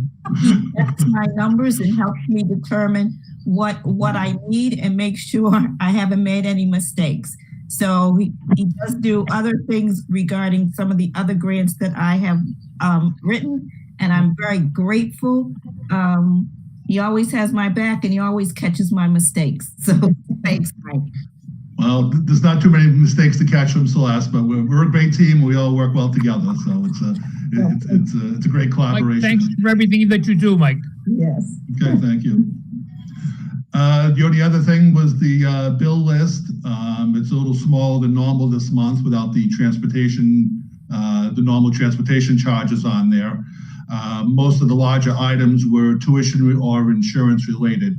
I think that was fairly straightforward as well. So again, unless there were any specific questions, I didn't really have anything to bring to anyone's attention on that. No questions. Okay, great. Okay, thank you, everyone. Thank you. Mike. Mike, question. Yep. Just before I go looking for it, because I know Craig will normally have the bills from the building committee that were approved last night. If you don't have them in front of you, just let me know so that way I'll pull them up so that when we get to that action item, I can read off the amounts. No, sorry, I don't have those in front of me. No. No worries. That's okay. That's okay. Okay. I'll pull them up and I'll have them. Thank you. Okay. Thanks. Policy Committee, Jessica Beauchesne. Hi, guys. So these were the policies that we discussed I have you at two screens, I apologize. At our last meeting, we have really not done a lot to change them. I didn't get any feedback from anybody. So And I apologize, Cheryl, because you're going to kill me because I did want to add something and I added it too late. So the social events calendar is first. I just wanted to let you guys know that that one we didn't touch. It's still the same as what we discussed last time. The second one is the organizational chart, and what we did discuss was doing one with the names and one without the names. So that is what was done based on our discussion. I'm going to skip number 3, but I'll come right back to it. Number 4, legal structure. As you can see, it's the same. We're just going to post it on the school website we added. And number 5 was the facilities inspection. I do want to talk to the group about that as well. We still should be each spring, but I want to make sure that's what we want. Do we want the tour to be each spring, or do we want it to be before school opens in the fall? Jess, we should do that in the fall after the building inspector goes through, because that's going to be a big help, because once they give us the go ahead from the building department, then we know we would just be looking, more for cosmetic things versus code issues and stuff like that. That would make the plate a lot smaller if we go after the building inspectors. Okay, so for the second read, we will change each spring to each fall. Does anybody have any discussion on that one? Okay, back to the naming of the facilities. So our original plan was to change, we were just adding athletics to it, which we didn't have in there and we've already done. So the other thing we added is the candidate should have contributed to the school he or she is to be named after. I have a little information I would like to put into there if that's okay, and I'll let you decide. And then the school committee will have 2 consecutive meetings in which this is to be discussed and vote on naming of the new facility. And they are open hearings to get input prior to naming the new facility. We did talk about this in our meeting, and I would like to add, once again, if you guys are okay with it, is that the school committee or board or whoever you would like to put shall have the authority to revoke the name of the facility or academic area in the event that the name of the person or the facility is later convicted of a felony or is engaged in conduct which is significantly detrimental to the reputation of the district or the person. I'd like to know your opinions and thoughts on that. I know Karen and I had discussed it with Cheryl. We didn't add it into this one, but I'd like to know how you guys feel about it. Any thoughts? Is it, I guess the question is whether or not it's necessary to put that in there. I don't know. The most recent policies that I have researched of schools have something in that terminology located in them, at least schools that are our size. Right. We can discuss this later and bring this up and you guys can get back to me before the next meeting, but that's something. And the other thing that was, I noticed in quite a few of the most recent facility naming is about renaming existing schools. A lot of policies have the only way you can rename is if you combine a school, if there's a school replacement or development, a new identity for the school. Once again, don't have to do it. These are just things that I've noticed in quite a lot of new school policies, our size, that I've done my research over. So there's just thoughts. You guys can decide and let me know.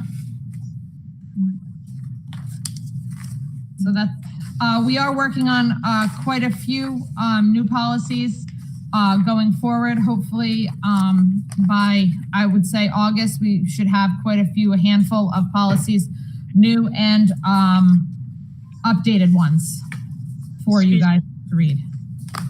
Excuse me, Jessica, the last paragraph, we wanted input as to whether or not that should be included in D. Oh, yes. That open hearing, yes. So I would assume yes, right? We're just gonna slide. I would too, but Yeah. just, Yeah, sorry about that. do you see what Joel, Tony, and Charlie, do you see that last highlighted in yellow? Should we include Yes, that yeah. in D? Not make it a separate, but include it with D? Yeah, that's good. Okay. That's fine. Karen, yeah, I think we can include that. I'd be fine with that. You wouldn't need a separate, yeah, all right, well, so we'll just move that up, Jessica. Okay, so if you guys could just, either way, get back to me, whether you like it, dislike it, whatever you don't. I was just covering our basics and looking at other policies that are already in existence, so however you want to do it. But as of right now, that's what we have, and that's what we've been working on. We have been meeting twice a month, pretty regularly on a couple other ones. So we will have, once again, like I said, some more coming at you. And Joel, the point you made about not necessarily having to include that portion, I agree with you. We kind of talked about that, but it won't hurt to have it in there to avoid any sticky situation. Like if it's there, it's there. Right. You know what Yeah. I'm No, I saying? don't. A lot I of can't think of a downside. Yeah, a lot of people have it in there, and I agree it's unnecessary. And we had a situation where we had to remove a name, I believe, and there was no argument about it. But you never know; something could come up. So if it's in there, I think we might be safer.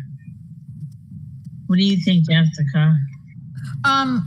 I like it. I mean, the other one is open to your own interpretation where it says engage in contact, which is significantly, so that would be based on more of whoever sits at the committee to decide when you have significantly detrimental to the reputation of the person or the district. That's more open aired, other than is later convicted of a felony. So, you know, the second one is a little, we can do one, we can do the other. I just think, you know, I'm not going to state which college yeah. So yeah, I'm just saying it's something that you may want. I do. So I want to. This is only the first read tonight, so we have, you know, some time. You guys can contact me, let me know. But as of now, it's not in there, so. Okay. Thank you. You're welcome. Joel, do you want to do your building committee report?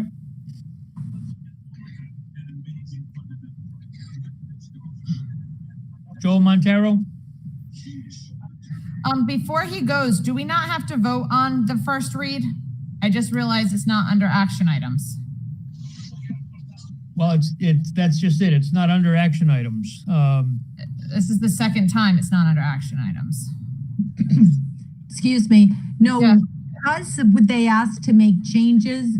Yeah. We'd let it come back so that they could see it twice. Okay. So we only just saw it the first time. Okay, got it. Okay. And the next item is the building committee. Joe. He's on here. Joel, you still there? Wake up. I don't know, his microphone sort of disappeared. See his little name there? Yeah, because he's on. He might have run out of the room. Because he didn't mute While I'm himself. talking, that would be so rude. Maybe we could, And on Tony's birthday. maybe we could start on the RFP. Maybe we had to go on a little break. Hey, On the Charlie, RFP. sing yet. Charlie, we can fill this. We We could what? fill this empty space with a song. Yeah. A happy birthday song to Tony. It looks like Sit up for that, Karen. And we elected you, Charlie, because you were the last one in. In my Is birthday. that was Karen Saturday. Oliveira? That's I have to Karen, do huh? it twice. let me see what, Can we, who you was want gonna, to is discuss the Mike? RFP, Charlie? Joel can Yes. hear us now. Ben can't, Joel can't hear us. I can now. Oh, yeah, we can hear you. We can't see you.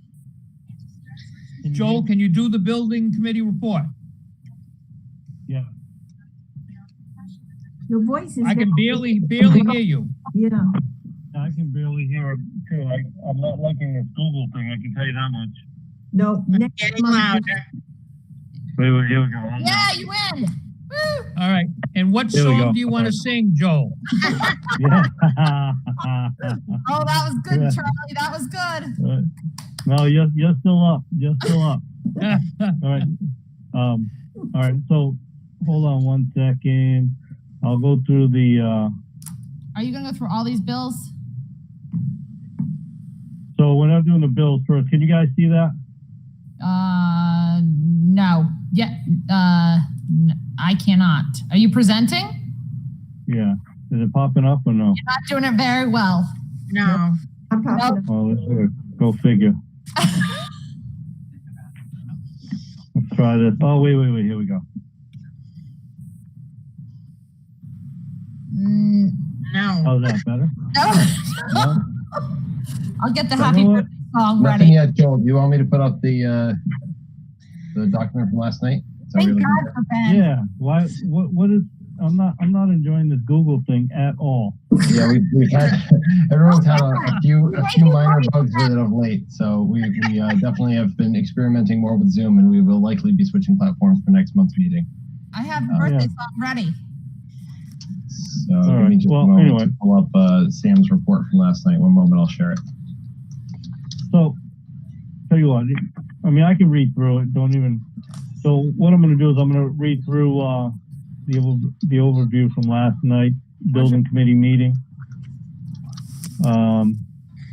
Obviously, we discussed. Well, I'll get to that. So, for design and permitting with Rhode Island DOT, the application was submitted October 9th of 2019. We've sent comments in to the comments in. Park Corporation provided RIDOT a response to the comments on December 30th. And I'm just going to go to the bulleted thing. The most recent written communication was on Wednesday, May 27th of 2020. RIDOT requested revisions to the plat map, and Park Corporation was addressing the survey comments, and Park Corporation is scheduled to provide a response week ending June 5th. So that was this past week. So a response to the plat map was sent in, but everything is basically going according to the process. Procurement process, the bid packages that are under review right now by Gilbane. We have the demo and abatement of the existing high school.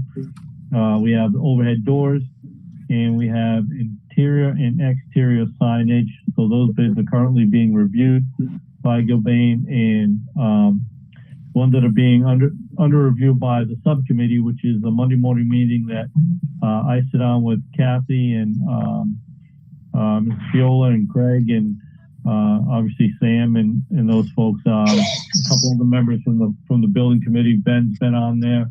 Mr. Oakland and so forth. We're looking at the resilient flooring, painting and wall covering, low voltage, which is a lot of the securities and intercom stuff, and landscaping and site improvements. So those are before us at the moment and have not been passed on. And I'm going to send this document out to you guys because it kind of gets really deep into the weeds, but you're going to see a sheet that shows the MWBE participation. And we're up in the teens where 10% was a goal. We're actually forecasted could be as high as 14%. I think currently we're sitting at 18.68% for MWBE, which is phenomenal for a project of this size.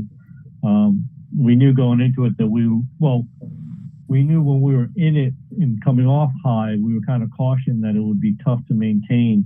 But we have maintained a high MWBE participation even to this point. Gilbane, to their credit, has really made every effort to maximize that, and we're looking pretty good. And no matter where the number lies, once all of the finishing and everything comes in, which you tend to lose a little bit of that, we're still going to be at a very admirable rate for MWBE participation. On the commissioning piece, the commissioning agent, the building envelope, he does 6 site visits and reviews.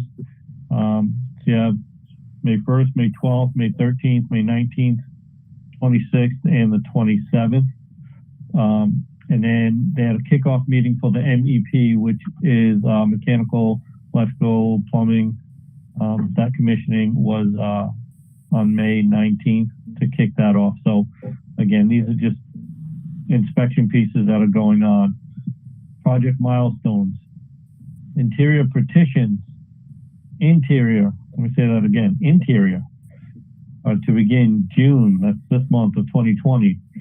MEP rough in to begin again June 2020. Interior finishes to begin September. And the next school committee meeting we're asking, the next building committee meeting is going to be Monday, June 22nd. And we're asking Charlie for a school committee meeting the following Tuesday, that 23rd, with the intention to approve the GMP. When the building committee meets on Monday, the 22nd, we are hoping to be in a position to approve the GMP contract with Gilbane. It's looking very good. We spent a lot of time last night trying to get an overview of the work that's been done, and I'll kind of get into that.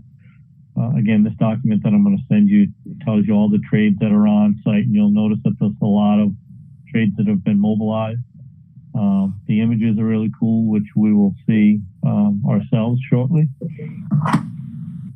And just getting down to, so basically on your GMP, in a nutshell, we are under budget.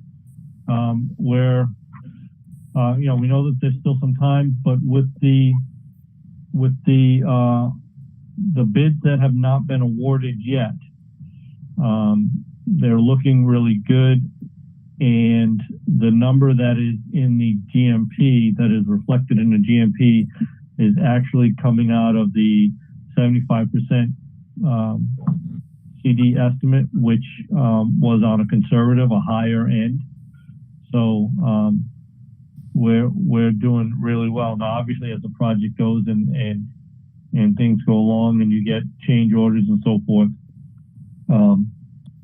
that's the number will fluctuate. But we have not touched into any of our safety nets, if you will.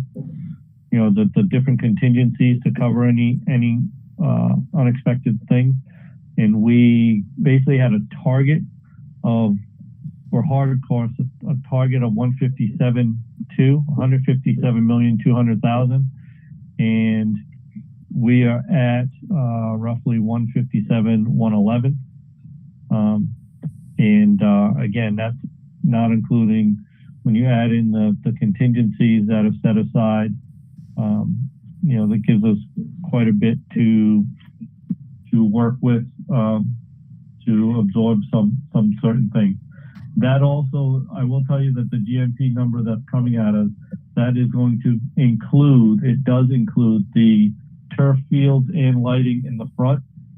So those alternates are built in, are factored in and accepted in this GMP. So again, we're very, very proud of where we're at. And I say we, but I got to say again and again and again, our building committee is comprised of some very talented private citizens that are donating their time and their skills, and it is paying off. I mean, they're spending hours throughout the week working with Peregrine and Gilbane and AI3. So not just our school folks, which are really stepping up, Ben and Craig and, and everybody else, but again, we are fortunate to have people that live in our city that said, you know what, I want to contribute. I've got the background and I'll put in the time, and it is paying off. Speaking with Peregrine, they basically told me that we are probably part of less than a smaller number than 15% of the jobs that they'll work on that have an ownership that is this involved and has the level of knowledge in the different fields that we have as the city of East Providence does on this project. So again, I'm just very grateful for the fact that these folks have stepped up to participate in this program. So that is my village. So we'll have the GMP finalized. Again, the numbers are there. The numbers are what they are, and they're very favorable. There's some minor terms that are being worked on and tweaked with Ben Scungio's office in Gilbane, and there was some questions from the building committee that were relevant and very useful. So we anticipate those to be adjusted, the different terminologies and so forth in the document. So we expect that to come back to us a few days before that meeting for final review, approval by the building committee on the 22nd, and approval by the school committee on the 23rd, and everything will be in place. Any questions on that? All right, and like I said, I'll email this OPM document out to the other 4 members as well, so that you can review it and see the detail. Because even if you're looking at it on the screen, you really can't get into everything as much as you'd like. So I'll send that out to you. Last thing is, I sent you all an invitation tomorrow. School committee members, 3:30, come down to the site. You'll be escorted in, so at 3:30, escorted into the construction site to sign your name on the topping off beam. It is a restricted area, again, and so they've got the list of folks that'll be there, and it's essentially the school committee. Today was the building committee. Some of them went earlier just to sign the beam. And if you come with the appropriate gear, basically reinforced toes on your feet, long pants, gloves, they can get you a hard hat and a vest, and we can get a tour of the building, going up the floors, and it's a sight to see. So again, the ask is that you be there at 3:30. And I know Charlie said he's going, and Jessica's going. Karen, I know can't make that, but she'll be squared away. And then, so Tony, I just need to know if you'll be there, and then they'll know to kind of have you on the list and ready to go. And Sharon, as a part of our team, you are obviously on that invite. So thank you very much. Yeah. Thanks, Joel. Any questions about the 23rd? Is there anybody that can't make it on the 23rd? Okay. Charlie, I Yes. may be a little late. I didn't know if we were going to have a meeting on the 23rd. Do we have a time for that? Will it be 6 o'clock? Does that work better for you? Well, I may be a little late. I have an assignment that I have to do at a playground. So just 6:30? That works better. That's good for me. Okay, Okay. nope, and no problems with that. We'll do 6:30. Again, if I'm a couple minutes late, please go ahead and I will catch up. Okay. Now, we do have one discussion item that I think it's gonna take some time, and that's the RFP on the transportation award. Superintendent or Mike Huber, did you want to address that? Yes, Mike's going to address that. Mike? Mike? Yeah, sorry. Yeah, I wasn't really involved in that at all with Craig, so I'm not sure I have anything to add to it at this point. Unfortunately, I'm sorry about that. Oh. It was kind of last minute that I had to pitch it for him. Let's be honest, by reading it, I mean, it doesn't look like we have a choice. What happened was at the last minute, DATCO withdrew, so we only had one vendor that placed a bid. That vendor was Ocean State Transportation. And if you look at that bid, the transportation went up. Diana, are you on this call? Because Craig mentioned that you were on here. She's not in the meeting, but I could certainly send her the invite if you'd like. Oh, yeah, please. So it came in at almost a 17% increase over last year's numbers for transportation. Yeah. All of the districts around the state have been receiving these kind of bids ranging from 12, 16, 17% with increase in transportation. So if you look through it, you will notice that they want to pay you, they want for us to pay them for the year, a certain percentage. If school should go out again, in the winter, again, they have overhead and they want us to be responsible for that in the new contract. At this point, there's not much that you can do. We need to get something on board, and we need to do it relatively quickly. Diana's dialing in, by the way. Oh, good. Kathy, Kathy, I would imagine that all right, so that's the bid, and then the contract's going to come before us to review and approve. That's bid, correct? right. Yes. So, He only has I guess. He only has the bid award on here, correct, Joel? Yes, I'm reading it. Yep. Yeah.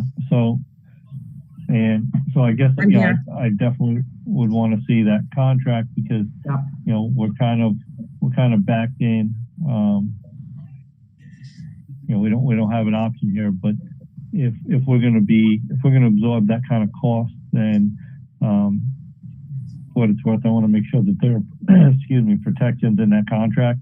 Sure. To give us some ramifications to recoup some expenses when services are not up to par. Yes. And I'm talking, timeliness of students, getting to school, anything of that nature. I mean, we've been very flexible and understanding on, quite a bit. But, again, this is, I don't like the fact that we only have one person. It's interesting that, that the other company backed out, but initially there I were just want to five make sure that we're protected. that came out.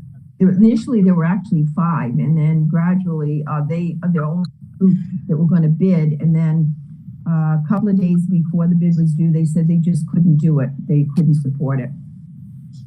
So is Diana on? No, I see Diana left. Yep, she was just connecting back in. She's here. I'm here. Oh, I was just talking to them a little bit about the RFP. Diana can go into it a little more detail too, because a little more closely. But you'd be voting on the award tonight, Joel, and then the contract would come before you, yes. Diana, do you have anything else that you want to say in regards to that? No, I mean, I just, you had indicated that there were, we thought there were going to be more than one, bid submitted. Unfortunately, that didn't happen. And we're in the situation that we're in now. I can say that I'm honestly disappointed in the percentage increase, but that's a personal interjection, so. Do we know where, like, how it compares to other districts? I mean, I know, if I remember right, there were quite a few districts that were going out to bid. Is that correct? Yeah, I mean, well, a couple went out to bid. A couple had rollovers in their contract with the companies that they were doing business with. But I have to say it is in line with other percentage increases. We're probably more on the higher side of the increases, but they are in line, maybe a little bit higher. And did they give any justification in talks about the reasons for that type of a jump?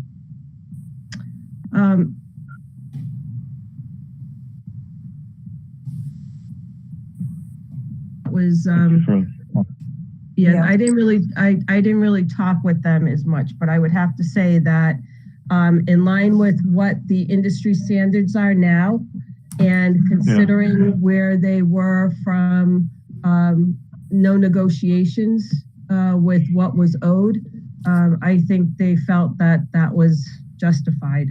But I'm, again, speaking without having talked with them. And they also unionized this year, their monitors.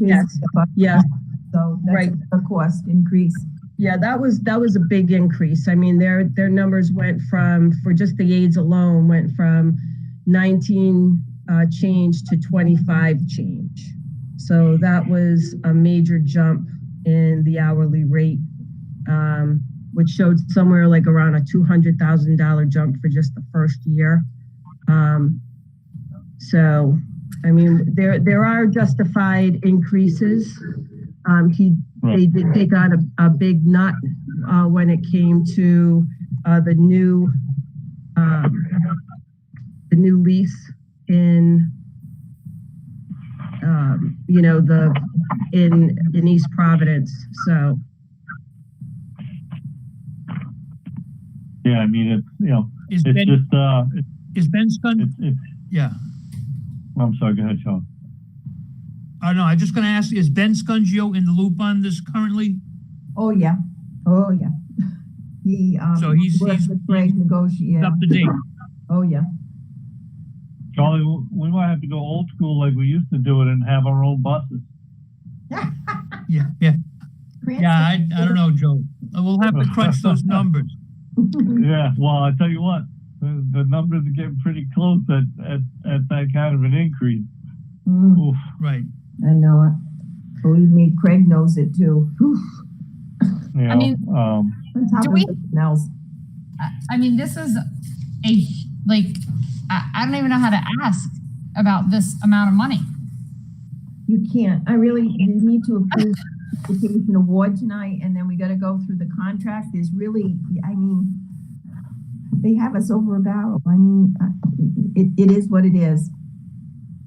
Diane, can I ask you a question? Would you know how close we are to the ride standard for our students to walk? There are no ride standards for walking or eligible for bus transportation except for special ed. That's based on each individual district. Okay, go ahead. Okay, I think we moved that out to be consistent with the surrounding towns a couple of years ago, if I remember correctly. A couple of years ago, the Budget Commission came in and they made that decision.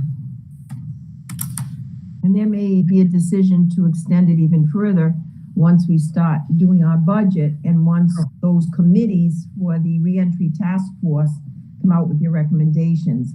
Right. I think now, some of the transportation is this. They're saying if they bring the elementary students back, we have to put them every other seat. Every other seat. That's about 15 kids on a bus. that's needing almost 200 buses to get your elementary students to school. Those Yeah, don't even get me started on. I know, those are the CDC guidelines, but we're not there yet. I mean, those could change between now and September, but we need a bus company in order to negotiate some of these things that could be happening. But you may see us ask to extend the walking distance.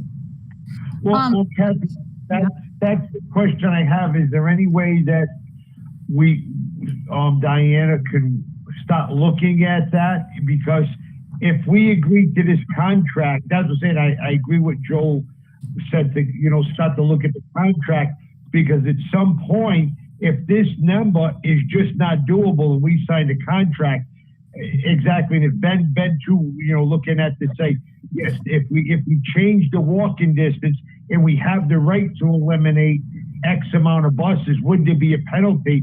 So I agree with Joel, really researching this on both ends, because this could become a number that is just not a doable number.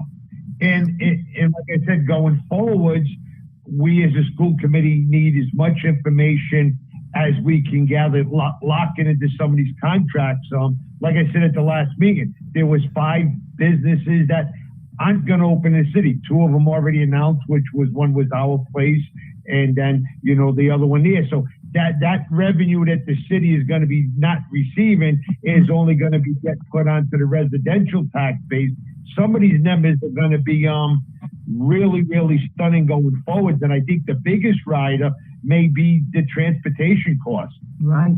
I agree with that, Tony. Yeah, and we're already looking at that. I've already started pulling numbers with regards to what the mileage restriction would be and how many kids that would maybe remove. But then it becomes, another issue based on, can we do it with 2 different, there's so many different components. I don't want to say that we're just looking at one thing, but you have the mileage restriction. You have doubling up on the times, like maybe having staggered start times. You have, do you charge for parochial and private school transportation? I mean, there's a lot of different things that, you'd have to look at, and, what might be good now may not be good later on, or may not work, but you have to look at everything. So I just have a question, and I'm not for this, and I'm just asking the question. I know districts charge for buses. Yes. Yes. I don't know. I mean, I know quite a few of them do, but I think we may get to some of those stages, but as I said, the task force that's going to be on transportation, because they've got to look not only at our contract, but they got to look at if we have to do every other seat, it's not doable. I wouldn't even be able to open school, to be honest with you, if we had to seat them that way. I'm being very honest. It would be cheaper to rent a other bus. No, the thing is, we have restrictions in Rhode Island, unfortunately. But the other thing is, they want you to pod your students no more than 20, and they want those same 20 students to ride on the same bus. They're being stupid. This is just, I think right. So these are all things that are in that committee, out of that committee as recommendations. Yeah, you're right, Joel. But that's I think these people are trying to justify having a job at the State House, I think. Yeah, I know. We have approximately 1,300 students that are elementary based at this point in time. And out of those 1,300, Catherine's right. If we looked at all 1,300 without any staggered times, we're looking at somewhere maybe around 75 to 100 buses. So it's astronomical when it comes down to the staggered, if we don't stagger the times, or if we can't put more than 14 students on a bus, it's ridiculous. But it depends on the guardrails that they're putting in place. So we'll have Ben work on the contract immediately, before it comes to you, so that that we have some of those, suggestions you wanted it and some of those, protections for us as we move forward. And Kathy, just a question. Can you ask Ben, is there any way that we can get whatever information he's got to the public? Because like I said, at some point, it may come to the point that if there's no ride restrictions on, kids walking, that may be an option. Like I said, there's no way we cannot transport some of the kids. They just couldn't walk fast enough to get there.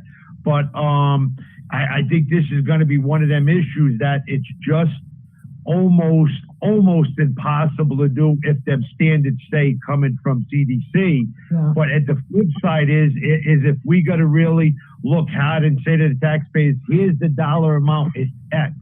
There's no way we can afford it, but we can afford this. But from this point, we go from a mile to a mile and a half to 2 miles.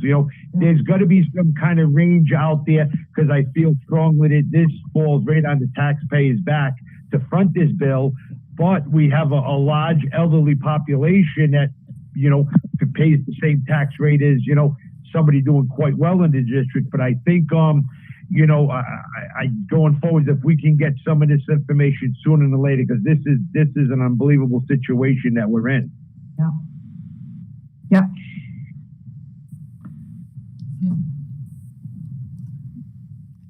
Okay. Would it be any assistance realistically to table this until the 23rd? Would that help us at all?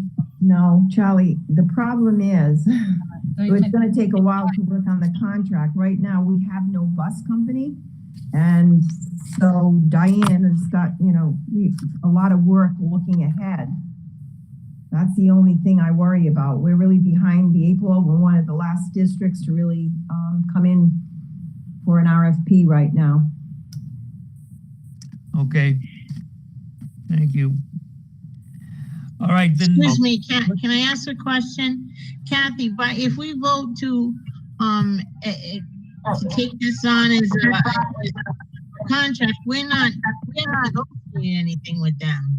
We're not locking into anything in terms of number of buses or anything, correct? Right, because you're not in a contract yet. We're just accepting the bid and transportation award. Yeah. Oh yeah. Okay. Yeah. Okay. But then from here, we're not going to be held to, a particular number of buses or. There is a number of buses in the current. There is a number of buses in the contract, but it's on the current fleet that we have, which is the 38. There is a paragraph or a statement in there that we can, at the discretion of the district, we can change that number, whether it be increased or decreased. Oh, okay. But we had to start somewhere, and we started with the current fleet. So by awarding this bid tonight, we're simply securing a bus company. Vendor, correct. Thank you. Diana, Yes. Is there anywhere that says that we have to have late buses? Do we have anything that says our school district has to provide late buses? I don't believe that there's something that has to say it. It's just a matter of from a safety standpoint. And in all honesty, I mean, that's not where the money, I realize we're looking for savings, but that's not really where the money is being spent. Well, when I look at a safety issue, I don't think sending a 5th grader 2 miles is walking to school in a pandemic is also safe. So that being said, I am out there looking at anything I can. Absolutely, and that's what we will be looking at from a reentry standpoint. Charlie, I just texted Scunzio, and he said you can put it off until Craig, and he can probably come to that meeting on the 22nd. Is it the 22nd? 23rd. 23rd. He said to go ahead. Hold on. The only thing about that is if you look at the contract, I think they wrote it up until today. Yeah. Oh, they did. Oh, let me text them. Yeah. I don't have the contract. So if that's the case, I'm not sure if, I mean. We don't have a But- contract. But Charlie was just asking to ask you if it would help you. If you're saying you need to award the bid tonight, why can't we just vote to do that? No? You could. I don't, I mean, that's up to you to award the bid if you're comfortable with the bid. So. Have any other? Right. Correct. Yeah, you can. It's just a matter, I mean, you do have the option to go back out, hoping that someone else will come to the table, but you don't know that. And right now, the contract or the bid that's in place is only for June 9th. Oh, boy. Oh, wait, so you're saying the bid offer is only valid for today? Correct. Yes. Yeah. That's what they do. Well, isn't I this guess we know who's calling the shots here. Yeah. The bus company. Yeah. This is quite the pickle. Yes. Well, we need to move on to action items because we are between a rock and a hard place. There is we don't have many choices in front of us. The first action item is to consider and vote to approve the bill list. What's the committee's pleasure? Move to approve. Is there a second? I'll second. All in favor? Signify by saying aye. Aye. Aye. Any opposed? Consider and vote to approve the RFP Transportation Award. The way it's written, it is not, doesn't give us any leeway, unfortunately. Yep.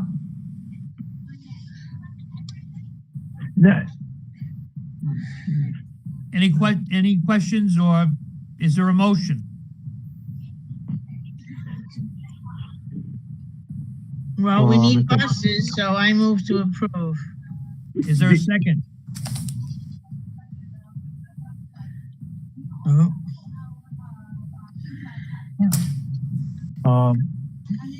I'll second. Okay, motion has been made and seconded. Unless there's any further discussion. All in favor, Charlie, hang on a second, Charlie. The question that I have is, because I got to fast forward, we're going to have the comment. At the last meeting, I put in the request for the savings for the sports and stuff. And I never got, I don't think any of the school members got that. If I'm going to vote based on we get this information, because I understand that this might have been last minute, but this we got to try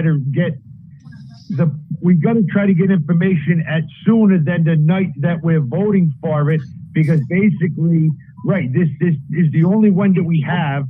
The contract can get written basically any way the bus company wants to write it. And like Karen said, we need buses, so we're going to approve it. So we need to really have some kind of time to, even if it's bits and pieces, because I basically got to vote to support this to keep it rolling. But I just don't want the next one to say your hands are tied again, because we went through that for quite a while, a couple of years back, last minute approving everything. And like I said, are we going to get any type of information so we can discuss with the public or are we just going to get a contract, because I'm not comfortable spending this kind of money. The RFP, a friend talked to you about it and showed you the RFP before it went out. You all looked at the RFP, and the bidding process is part of that. And then this is what comes out of that bidding process. You had all of that information before this. I can speak for myself.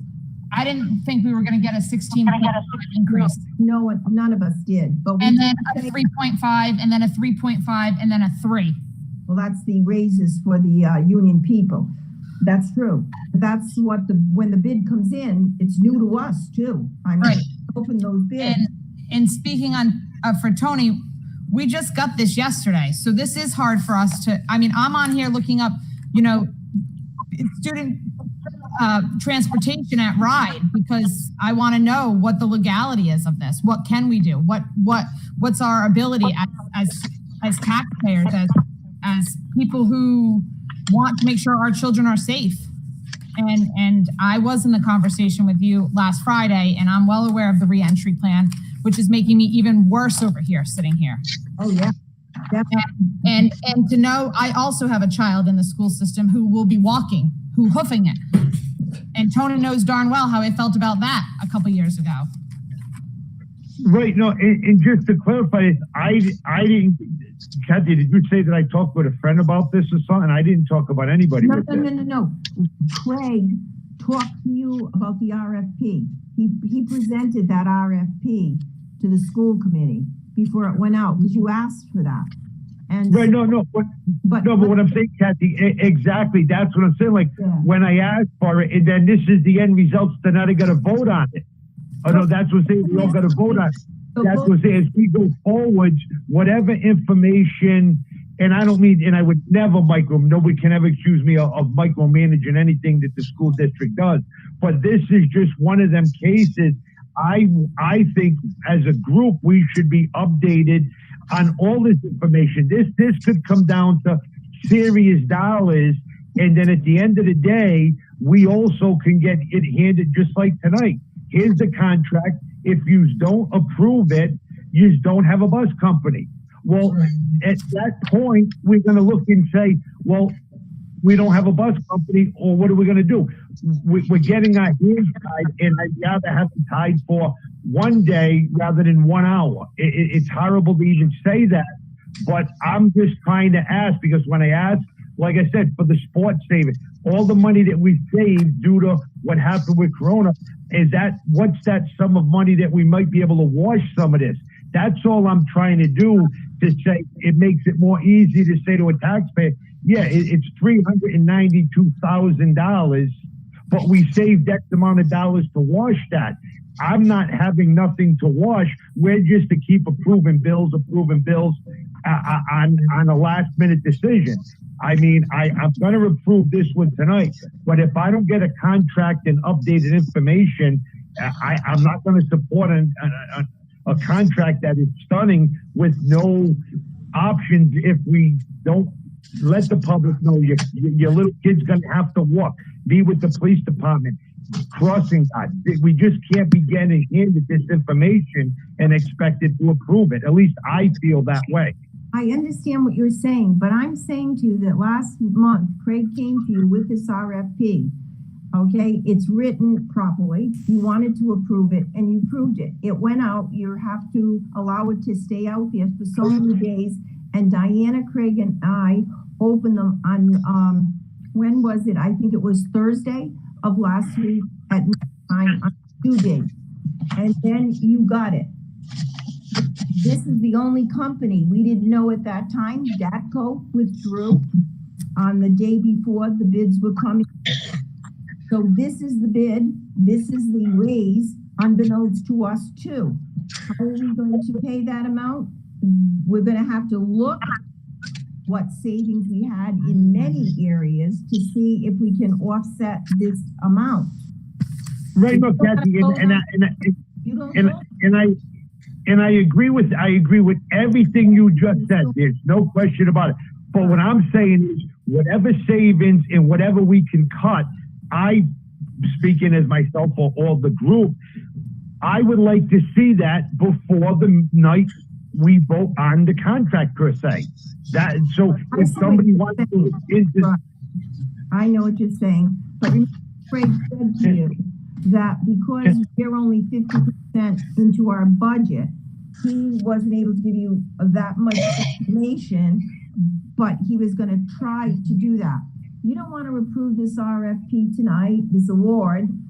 I really don't know legally what happens. I'm assuming that then they have the right to send another bid, and it could be even higher. That this is another exactly. Is that true, Tom? So can I ask a question? That is correct. What? So it's dated the 9th because, why? Because they knew that we had a meeting on the 9th? Probably, yeah. All right, so one of the things that I'm not comfortable with in this is, and it almost seems like something that you would negotiate as part of a contract, right? I mean, I'm not looking at the actual bid. I'm looking at the bulleted version that Craig put together, right? Yeah. But to say, the second bullet in the event of an act of God, right? Yeah. The district and the contractor shall immediately amend the agreement to ensure the contractor's cost to maintain its readiness at the conclusion of the act of God are paid by the district. Well, what is the definition of that? Mm-hmm. No, of the cost to maintain its readiness. Like, you've got to define that. You've got to say, I mean, that should be a fixed fee. I mean, it just seems very, very ambiguous. Like I think I understand the intent, right? They just want to make sure that there's cash flow that continues to come in if the buses are sitting idle. Exactly. Right. But I mean, they've got to be able to quantify that, because if they're obligated under their new union contract to continue to pay wages to their drivers during that time, well, then state that it'll be a percentage of the average drivers. Like it's too ambiguous for this to be in my opinion, a valid bid response. Joel, can I just interject? Let me just interject a couple of things. One, June 9th was in the bid spec. That was put in for the bid spec. Two, I mean, as far as, and I understand your point about the ambiguity, but I'm sorry, Diane. June 9th was put in as was part of that was something that I believe we gave them as the date.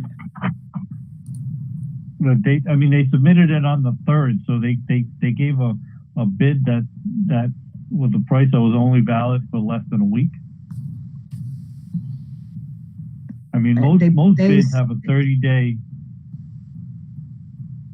just at least, I don't know, anything that I've seen in my profession or otherwise, is usually, the price is valid for, 30 days, 6 months, whatever it is, not 6 days. Why don't I do this? Why don't I call and say, we had a crisis. Our business manager was unable to be with us this evening. Would we have an extension until the 23rd? What are the chances of that? I don't know. Well, yeah, let's find out. But I'm sorry, Diane, I did cut you off. I just wanted to get clarification on that before you moved on. What was the other thing? No, sorry. That's okay. I'm good. Thanks. You want me to do that? So I'm sorry. I'm more anxious about you making that call than I am accepting, giving them this award. We get a nailed on a bus company. If we approve this tonight, how long does it take to put the actual contract together? I can't answer that, Charlie. I honestly can't. I mean, Craig might be able to. I cannot answer that. Well, it might take 10 days to 2 weeks to put it together anyway, correct? True. Unless it's kind of a standard contract that Ocean State has. Diana, do you know about that? Well, usually it doesn't take that long to put it through. I mean, once we get the approval for the award, but again, I'm not sure what will happen. Well, I'm sure we want to have our finance director look at it. Oh yeah, and our lawyer too. Well, I have to agree with Karen. See, Kathy, what I'm saying is I don't have a problem approving this tonight, because this is not, it's scary to say it's not the contract. There's a lot, and I agree with Joel, there's a lot of wording in there that they'll just fast track this is the contract, Because that, to me, you got all your percentages for the first 3 years. You got them for the fourth and fifth. You got them, as an act of God. I mean, you want to talk about a really nice contract to just say, hand this to the school committee in another month, and that's all they got to live with. If that's the case, at that point, as long as I speak myself, but for all of us, I think that we have information to say we cannot afford this contract as a whole unit. What are going to be the consequences if we start eliminating 5 buses, 7? That's what I'm saying. I'm okay with going forward because basically we all believe it's not an illegal contract. What I'm saying, from now into the time we handed a contract, I'm just saying, could we get as much information as possible to make a firm decision? Or I just don't want to wait to the night we're going to vote and get a contract in my package, because I did get a package for this meeting. I want to thank Cheryl who put that together for me. But and you guys that looking on the screen, I think it's just wrong to say if there's going to be correspondence and letters going back over the next 3-4 weeks. I'm just saying, it's rare I ask this, but I would like the whole school committee members to get them letters so we can all start forming an opinion. Okay, we know we're going to vote on this in 3 weeks from now, but based on this information, we just can't afford this money. But here's what's going to happen if we eliminate 5 buses. And I know, Jess, and I agree with you about increasing something. The 2 miles was just a hypothetical. I don't even know really where we can or where we would all be at. That's what I'm saying. We may just want to discuss and say, we can't afford this. What would we save if we did increase a 1/4 of a mile? If you guys on board with all that, I'm fine. I can't support contracts that don't have an explanation. If we eliminate something, what are the consequences? I'm only looking to see, if I don't support this, say in another month, what would be the consequences of me not supporting this? And that's all I'm looking for. So can I just ask this question on easy with this? The award, the RFP and a transportation award, did that have a specific number of buses in it? I don't see it. So I'm looking at that as well. So we put in I don't know if I'm muted. Okay, no, I'm not. So I'm looking at the original RFP that we put out on May 11th. I have it up. Yeah. That's what I'm asking, because as soon as you said going back to September, I thought to myself, not even about the number of buses, but did we put the amount of the time that we were going to start? Because if we have that issue, that could change their buses, because if we decide to stagger certain times, they may come back to us and say, well, we don't have buses available during those times. Well, exactly. And they may not. So now my head is going to our Friday meeting. Yeah. And I'm leaving this meeting and I'm thinking, okay, so we're discussing, we can only do 15 kids on a bus, or can we stagger school time so kids can come at certain different times? Like, all this stuff now is COVID-19 related. And I would assume that any bus company right now knows where we're at, because they have lost money over the following couple months. They must know that we are in a situation where we don't know what we're looking at coming up in September. So they have to be able to work with us. So I am literally going through the whole. They do. 3 pages right now. Many districts have a representative from the bus company on their committees, reentry committees. Well, we didn't have a bus company, so we couldn't have someone on the reentry committee, but you do need someone on that committee. Correct. And our thing was up, so. Yeah, yeah. And I'm also looking about the grace of God, also what if we have a definition of that? Well, that's the. Yeah, well, pandemic. I meant the following part.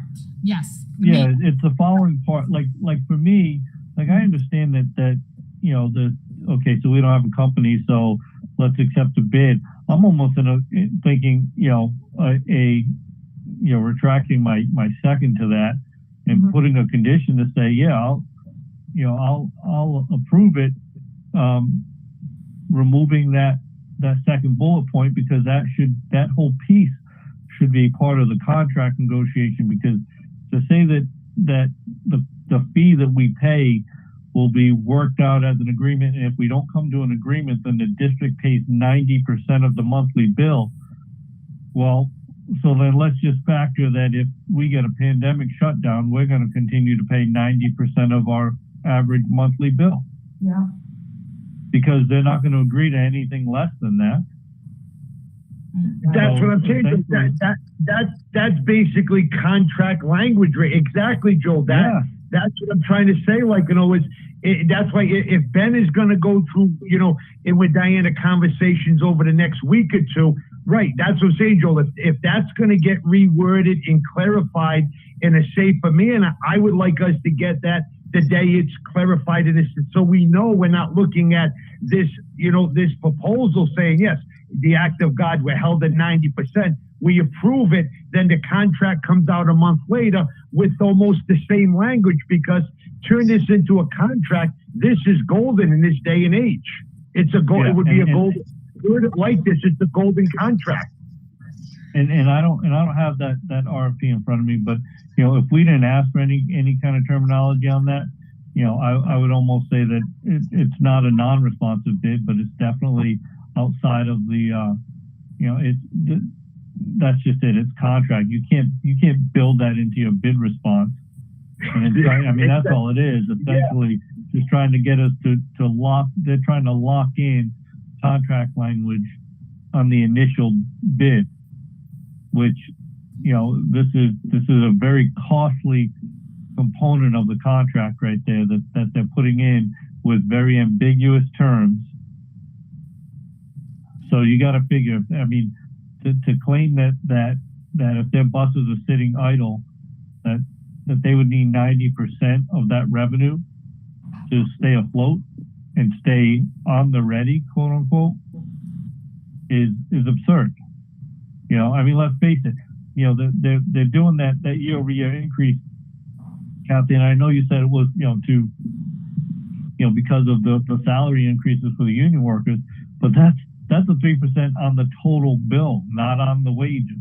Oh yeah, I know that. No, I didn't mean it was only that. No, I know, but I mean, I know that's the justification that they'll give, but that's 3% on a total bill, which is, you know, fat profits. So yes, they have us over a barrel, but that language right there has got to go out. I mean, we may not be able to argue the rates, but I do not think that it is appropriate at this time to agree to any contractual terms when accepting this bid response. So you want to? Yeah. There's a motion and a second on the floor. Do you want to amend your motion? What second? Yeah, I would like to, and I think Karen just stepped away. I would like to pull back my second and request that she amend her motion. See if I can get her to come back. There she is. Karen. What if I withdraw my motion and you make a motion and word it the way you just said? All right, yeah. Okay, so Karen's withdrawing her motion. Okay. Go ahead, Joel. So then I'll make a motion to accept this bid minus the second bullet and however it sits on the actual bid response, minus, you know, that have to do with the terms related to fees that we would pay due to an act of God or any other disruptions. So essentially my bid is to accept their rate, fees, and annual increases. That's my motion, is to accept only that portion of the bid. Is there a second to that? I'll second that. Motion's made and seconded. With no further discussion, all in favor signify by saying aye. Aye. Any opposed? 5-0. Thank you. Thank you very much. The next are all construction related. I got Joel, not to. Item 3 through 8. Do you want to say anything about these, Joel? Well, if you guys want to hear the figures, then I've got the documents. I just have to open them and see the numbers. But we vetted them last night. This would be the bills for AI3 services, Peregrine invoices, Gilbane invoices, Stephen Turner, Stelch Engineering, and National Grid. Charlie, would you like me to read the figures? I heard them last night, Joel. Is there anybody else who wants to hear them? I have them. Okay. So I'm good. move to approve. That would be items 3 through 8. 8. Is there a second? I'll second that. Motion made and seconded. All in favor signify by saying aye. Aye. Aye. Aye. No opposed. All motion carries. That's it for the action items. Are there any announcements? I would just like to compliment everyone who had anything to do with any of the end of the year activities, videos, communications, senior activities, even the elementary schools, all these award programs. And I'm blown away with what this city has done. And it's all of you and then some, and well done. Congratulations. Nice job. Very nice. Everybody came together. Everybody came together. Thank you. No, that was impressive. Very impressive. The EPLAC Awards are tomorrow night virtually. Yeah. 7 o'clock. And I would like to comment on the rally this past Saturday at the police station. The rally, I don't even call it a protest myself, because Chief Nevis was a gracious host when he set everything up there for residents of the city of East Providence to come down and express their concern, their feelings, their pain, their hope, and their sense of community. Very diverse group there. It was just a great thing, and you really had to be there to see the young people that stepped up to the microphone, middle schoolers, both of color and white students that stepped up and just spoke from their heart on how they really want things to change, and there was a lot of talk about just communication, holding each other accountable and being more understanding and patient and speaking up, for each other. It was really a great event. There was not at all contentious. Again, members of the police department were there. There was conversations afterwards. So it was just, it was a great event to be at and to participate in. So very proud of the community, and I hope that that's a step in the right direction for us and outside of the community as well. God willing. Thank you. Thank you. Anyone else? And Charlie, I just got to make 2 quick statements. One is I personally want to thank Diana as the job that she did involved with feeding our kids. The daily report on that is second to none. I didn't even have to watch the weather because she even put down the temperature. So sometimes I get very irritable. I get belligerent. That's just my nature. But because I kind of expect what Diana did for our kids to make sure they were healthy for 15 weeks. So I want to personally thank her for that. And it's not too often, and I don't even like defending myself, but when we had the meeting at Martin around 15 weeks ago, and I don't think I started off on the wrong track, but I did make a plat with a great bunch of people in this city to make sure that these kids were fed. The crazy bunch of people that I deal with in the great community businesses in the last 15 weeks, and the great people that donated money, the group picked up, moved, packaged, and delivered in the range of 60,000 pounds of groceries, all out of their good heart. So, I mean, when you call a bunch of people together and you look, we raised, I don't even want to say the dollar amount, because if I was held to it and I'm off, I'll get beat down for that, but I'm okay with getting beat down. That's part of my life.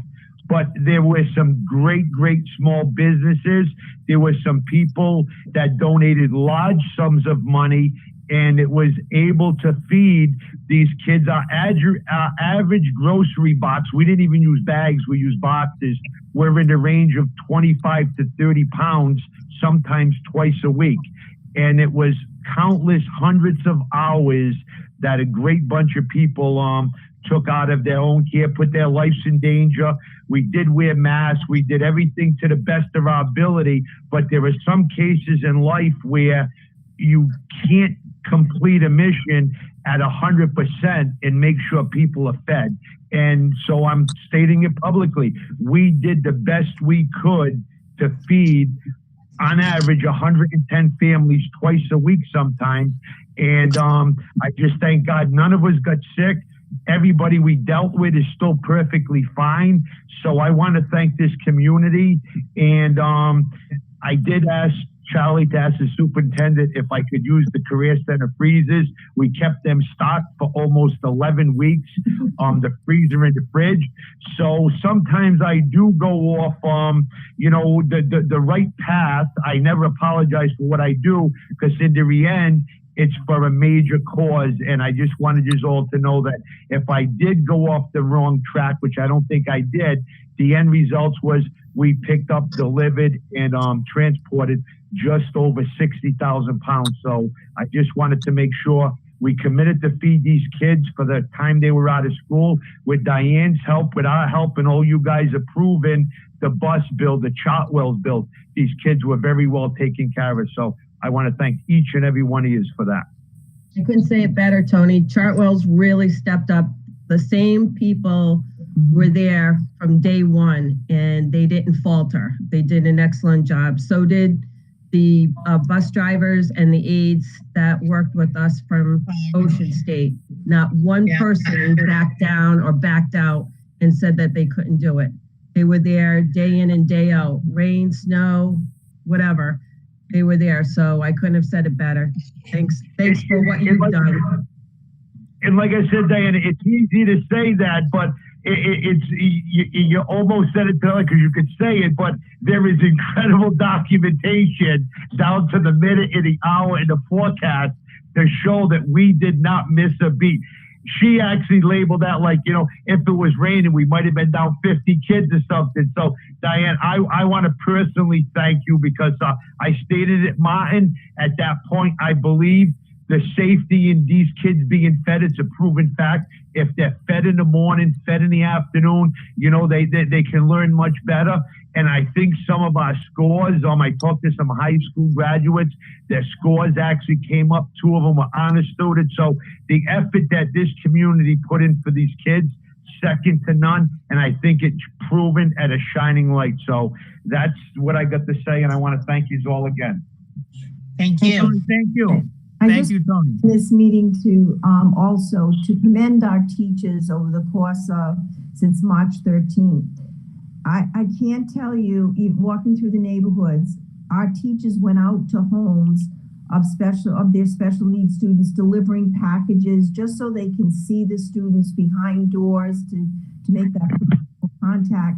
Principals delivered books to their students' doors personally. They didn't go in, they had their mask on, they obeyed all the rules and regulations, but they really extended themselves to our students. East Providence has one of the best rates in the state of Rhode Island for distance learning and what our teachers have done with distance learning. So I want you all to know that. But the personal touches of the teachers extending themselves out into the neighborhoods to engage with kids was so gratifying to see. I am telling you, I can't say enough about what they have done during this very, very difficult time. And so I hope they're all going to enjoy a few weeks of wonderful summer and relax and take care of themselves and their families. But a great deal of gratitude to all of the teachers in East Providence and to the administrators. Thank you. Is there a motion? I'll make a motion to adjourn. Thank you, Karen. Is there a second? I'll second that. Motion made and seconded. All in favor, please signify by saying aye. Aye. Aye. Meeting's Good adjourned. night. Good night, Good everybody. Thank you, everybody. guys. Good night. Good night. Good night. Tony and Charlie and Joel, can you stay on a minute? Yes. Yeah. Joel, Uh-oh, you're staying after. no, Jessica, you can too. Ben, are we down? I know Karen's out. All right. I don't think so. I don't think we're down. Huh? Are we down? Yeah. No, we're still on. We're still on.